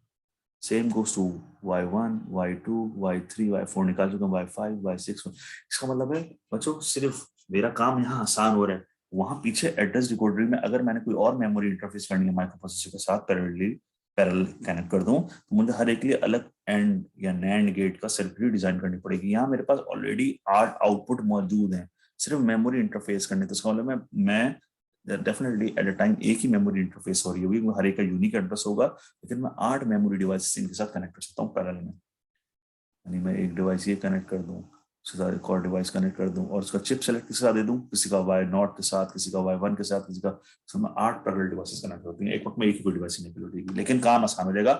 हार्डवेयर मेरे पास बहुत ज्यादा बढ़ाने की जरूरत पेश नहीं आएगी बच्चों यहाँ। इसलिए बाजुकात मैं 74LS138 एड्रेस डिकोडर आईटी को प्रेफर कर रहा हूँ। एड्रेस रेंज आपके सामने, आई होप बाकी एड्रेस रेंज भी इंशाल्लाह निकाल लेंगे।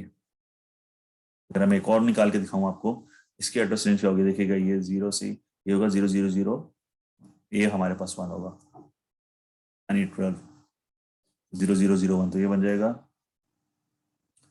1 0 0 0 हेक्स से लेकर 1F हेक्स तक। अगली भी बनेगी, आप देखिएगा 2 0 0 0 से हेक्स से लेकर 2F हेक्स तक। ये क्या बनेगी, 3000 हेक्स से लेकर 3F हेक्स तक, एंड सो ऑन। आप बनाते चले जाएं, कॉम्बिनेशन आपको पता चल जाएगी। ये थी address decoding. Now inside the computer की बात कर लेते हैं बच्चों। इनसाइड द कंप्यूटर हमारे पास क्या है, रजिस्टर्स भी मौजूद, सॉरी इनसाइड द कंप्यूटर की बात नहीं कर रहे, इनसाइड द कंप्यूटर हम पहले बात कर चुके हैं। अब हम बात कर रहे हैं यहाँ पर इनसाइड द सीपीयू। सीपीयू में हमारे पास क्या है इनसाइड, रजिस्टर्स की बात हो रही है। The CPU use register to store information temporarily, just like RAM में हमारे पास रजिस्टर्स हैं। वैल्यू टू बी प्रोसीड हो सकती है, address to be fetch from the memory, दोनों ही वैल्यू सकती है। In general, the bigger the register, the better the CPU. Normally registers मैं कह रहा हूँ ना, इंटरनल जस्ट लाइक रैम ही है, डिपेंड करता है कि उसकी स्टोरेज कैपेसिटी कितनी है, एक लोकेशन पे कितना बड़ा डेटा सकता है। 8 बिट का रजिस्टर भी हो सकता है, 16 बिट का, 32 बिट का, और आजकल हमारे पास देख रहे हैं 64 बिट्स की भी है। एक डिसएडवांटेज हमने पहले ही बात की थी, ज्यादा बड़ा रजिस्टर है, कॉस्ट डेफिनेटली बढ़ जाएगी, क्योंकि हार्डवेयर उतना बड़ा चाहिएगा, नंबर ऑफ एड्रेस लाइंस उतनी बड़ी चाहिए होंगी, सॉरी डेटा लाइंस उतनी बड़ी चाहिए होंगी, डेटा की वैल्यू उतनी बड़ी चाहिए होगी, हार्डवेयर डेफिनेटली इंक्रीज हो जाएगा। इनसाइड द सीपीयू बच्चों देखो, हम पहले बात कर रहे थे कंप्यूटर, उसकी ऑर्गेनाइजेशन की, प्लेसमेंट की, अब हम ये देख रहे हैं कि यार एक कंप्यूटर के पास सीपीयू है, सेंट्रल प्रोसेसिंग, उसके अपने पास क्या है, इंटरनल स्ट्रक्चर उसकी बात करें, ये इनसाइड द सीपीयू है। सीपीयू के पास ये अरिथमेटिक एंड लॉजिकल यूनिट्स हैं, फ्लैग है, इनको यहाँ पर स्टेटस रजिस्टर भी कहा जाता है। ये नॉर्मली अरिथमेटिक और लॉजिकल इंस्ट्रक्शंस के बाद अपनी वैल्यू चेंज करते हैं। जैसे कैरी आ गया, हाफ कैरी आ गया, एक फ्लैग कराता है जीरो, इंशाल्लाह हम आगे बात करते रहेंगे, जीरो फ्लैग आ गया, या साइन नंबर के लिए साइन फ्लैग आ गया, नेगेटिव फ्लैग आ गया, या ओवरफ्लो फ्लैग आ गया। ये सिंगल बिट फ्लैग्स होते हैं। बाज का 8 बिट की कॉम्बिनेशन के बाद जो रिजल्ट आ रहा था उनमें से उनके रिजल्ट में ये फ्लैग्स बड़ा इंपॉर्टेंट। बाज बस मैंने कोई लॉजिक बनानी है, मैं 8 की 8 बिट नहीं पढ़ना चाह रहा, दो वैल्यूज ऐड होने के बाद जो भी रिजल्ट है, अगर उसमें कैरी आ रहा हो तो पर्टिकुलर काम करो, वरना ना करो। तो मेरे लिए काम आसान हो जाता है कि मैं सिंगल डिजिट को पढ़ूं, ना कि मैं 8 की 8 डिजिट्स को पढ़ने के बाद कोई डिसीजन लूं। उसका मुझे डिसीजन लेने में फ्लैग के स्टेटस का बड़ा इंपॉर्टेंट किरदार होता है। कंडीशंस अप्लाई करने में, यहाँ कंडीशंस की जो बात करेंगे कंट्रोलर्स में हमारे पास, या ब्रांचेस की बात करेंगे, वो जंप्स की बात करेंगे, तो हम अक्सर डिसीजन ले रहे होते हैं, कोई लॉजिक बना रहे होते हैं, इन फ्लैग का स्टेटस देखते हुए, तो हमारे लिए बहुत इंपॉर्टेंट है। और ये हमेशा अपनी वैल्यू चेंज करते हैं मोस्टली अरिथमेटिक और लॉजिकल सेक्शंस के बाद। फिर इंटरनल बसेस है मेरे पास, इसमें एक है प्रोग्राम काउंटर का, कोड कहाँ स्टोर है, कहाँ से स्टार्ट करना है, एड्रेस प्रोग्राम काउंटर के पास होगा। एड्रेस याद रखिएगा, प्रोग्राम काउंटर बता रहा होगा फला लोकेशन पे जाओ, वहां से इंस्ट्रक्शन लेके आओ, इंस्ट्रक्शन लेके आएगा, इंस्ट्रक्शन रजिस्टर उसको डिकोड करेगा, इंटरप्रेट करेगा, भाई कि मैंने इस इंस्ट्रक्शन का करना क्या है, जो वैल्यू आई है। और मैंने अभी आप लोगों से कहा था कि हमेशा सिस्टम जो है वो तो बाइनरी वैल्यू समझ रहा है, यानी machine value, machine code. System को कैसे पता चलेगा, सिस्टम को मालूम होगा कि इंटरप्रेट करेगा, बताएगा इस वक्त इंस्ट्रक्शन क्या मतलब है, क्या ऐड करा दूं, कोई वैल्यू सब्ट्रैक्ट करा दूं, या लॉजिकल एंड करा दूं, या लॉजिकल और करा दूं, ये क्या फंक्शन परफॉर्म करा, तो उसकी इंटरप्रिटेशन यहाँ मौजूद है। और उसके बाद बच्चों इंटरनल रजिस्टर्स हैं, ना कि मैं किसी एक्सटर्नल मेमोरी में डाटा रखूं, टेम्पररी तौर पे कहाँ रख लेता हूँ, इंटरनल रजिस्टर्स के पास ही रख लेता हूँ, जैसे रजिस्टर ए, रजिस्टर बी, रजिस्टर सी, रजिस्टर डी, ताकि अगर उस डाटा को और कुछ मैनिपुलेट करना है, दोबारा कोई ऐड करनी, तो यही सीपीयू दोबारा से उन वैल्यू को आपस में ऐड कर दे, और उसके बाद जो भी फाइनल रिजल्ट है वो एक्सटर्नली भेजे, यही रहने दे या एक्सटर्नली भेज दे, डिपेंड करेगा सिचुएशन क्या है। ये पूरी सीपीयू की इंटरनल है, जिसमें एएलयू बड़ा इंपॉर्टेंट किरदार अदा कर रहा है। फ्लैग्स डेफिनेटली कंडीशन बता रहे होंगे, अरिथमेटिक और लॉजिकल इंस्ट्रक्शन के बाद प्रोग्राम काउंटर के पास एड्रेस होगा कि किसी इंस्ट्रक्शन को एग्जीक्यूट करना है, इंस्ट्रक्शन रजिस्टर या डिकोडर सेट करके क्या करोगे, उसको इंटरप्रेट करके बता रहा होगा, और टेम्पररी वैल्यू फिलहाल कहाँ होल्ड कर सकते हो, रजिस्टर्स में। ये बड़ा इंपॉर्टेंट है, यही बातें यहाँ बता भी रहा है बच्चों। जब भी आप लोगों से कह रहा था कि भाई सीपीयू क्या कर रहा है, सॉरी एएलयू क्या कर रहा है, ऐड कराएगा, मल्टीप्लाई करेगा, सबट्रैक्ट कराएगा, डिवाइड करेगा, एंड और लॉजिकल फंक्शन। प्रोग्राम काउंटर क्या बताता है, address of the next instruction to be execute, कौन सी इंस्ट्रक्शन एग्जीक्यूट होगी, उसका एड्रेस किसके पास है, प्रोग्राम काउंटर के पास। इंस्ट्रक्शन डिकोडर का इंटरप्रेट कर रहा था इंस्ट्रक्शन को, fetch to the CPU.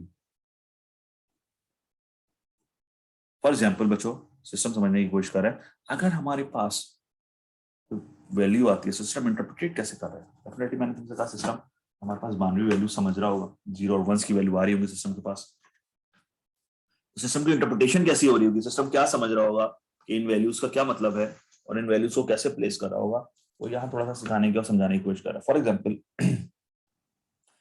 CPU, एक सीपीयू है, सीपीयू हैज अ रजिस्टर्स है, कौन से, ए बी सी और डी, 4 रजिस्टर्स हैं, and it has a 8 bit data बस, 8 बिट की डाटा बस है, एंड 16 बिट एड्रेस बस, और 16 बिट्स की एड्रेस बस है। CPU can access memory from address line 0000 hex to FFFF। जब 16 एड्रेस लाइन है बच्चों, उसके बस 16 बिट्स है, और ये हेक्सा में, याद है ना, ये हेक्सा में वैल्यू है, तो हर अगर एक हेक्सा का डिजिट 4 बाइनरी की वैल्यूज को डिफाइन करता है, तो टोटल क्या होगी, 4 4 8 4 12 4 16, ये हेक्सा में लिखा हुआ है। तो बाइनरी की कितनी डिजिट है, 4 4 4 8 4 4 12 4 16, नजर भी आ रहा है 16, बिल्कुल सही कह रहा है, डजन 16 है। तो एड्रेस रेंज उसने एचएमटी का बता दी, 0000 हेक्स से लेकर F F F F hex तक की वैल्यू हमारे पास एड्रेस हो सकती है। एजम्पशन यही है कि वो तमाम की तमाम मेमोरी, यानी जितनी भी एड्रेस लाइन है तमाम की तमाम मेमोरी की लोकेशंस को डिफाइन करने के लिए, यानी पहली लोकेशन से लेकर मेमोरी की आखिरी लोकेशन तक हमारे पास तमाम की तमाम वैल्यूज आ सकती हैं यहाँ पर। अब वो कह रहा है assume दैट, क्या assume करो, हमारे पास assume दैट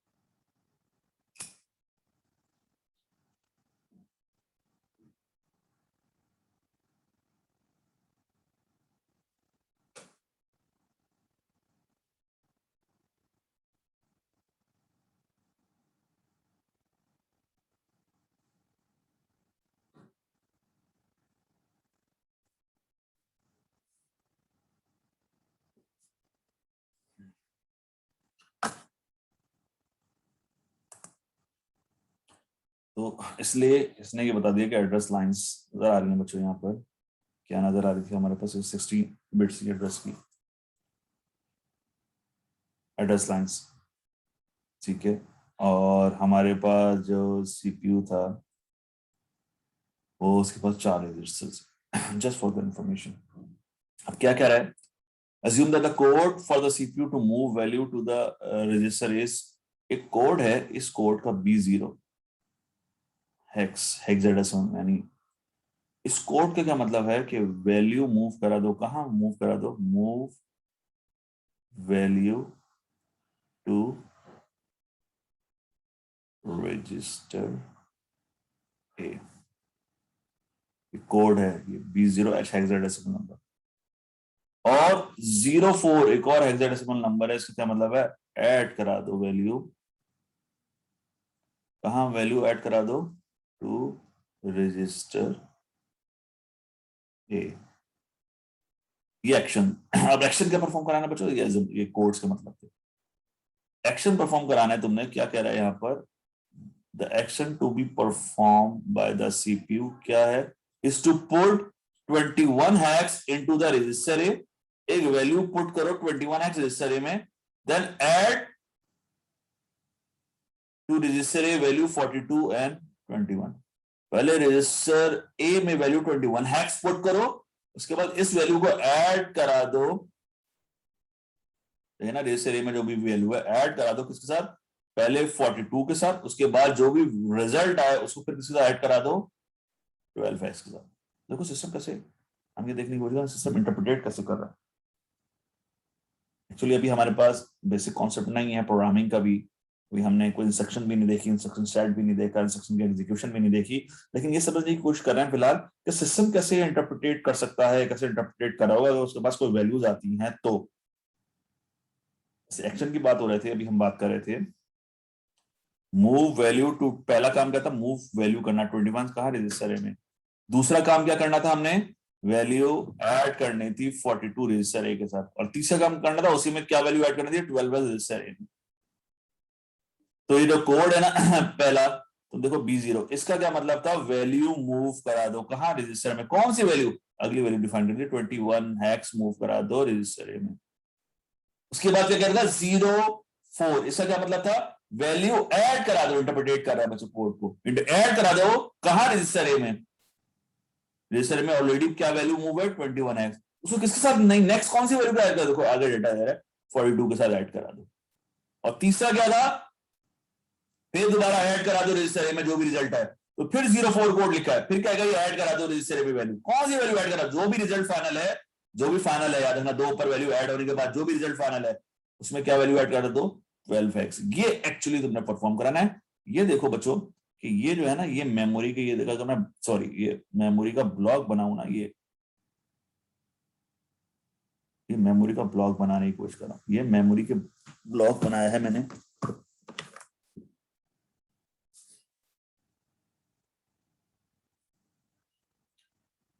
और ये मेमोरी की इंटरनल लोकेशन, हर लोकेशन पे एक वैल्यू है, एक लोकेशन की वैल्यू है B0, फिर 21, फिर 04, फिर ये 042, 04, फिर ये 12 और आखिरी, और इनके एड्रेसेस हैं, यानी पहली लोकेशन पे कौन से एड्रेस पे, ये 1400 से स्टार्ट करा, 1, 2, 3, 4, 5 एंड लास्ट 6।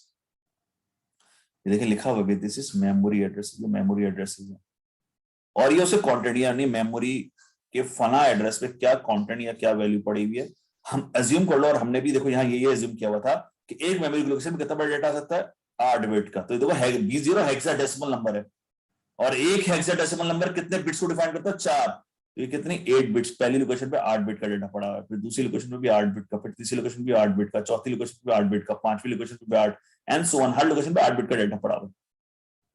सिस्टम याद है एड्रेस रेंज कहां थी, 0000 हैश से लेकर FFFF। अज्यूम कर लो कि ये एड्रेस यहां से स्टार्ट हो रहा है 14 से।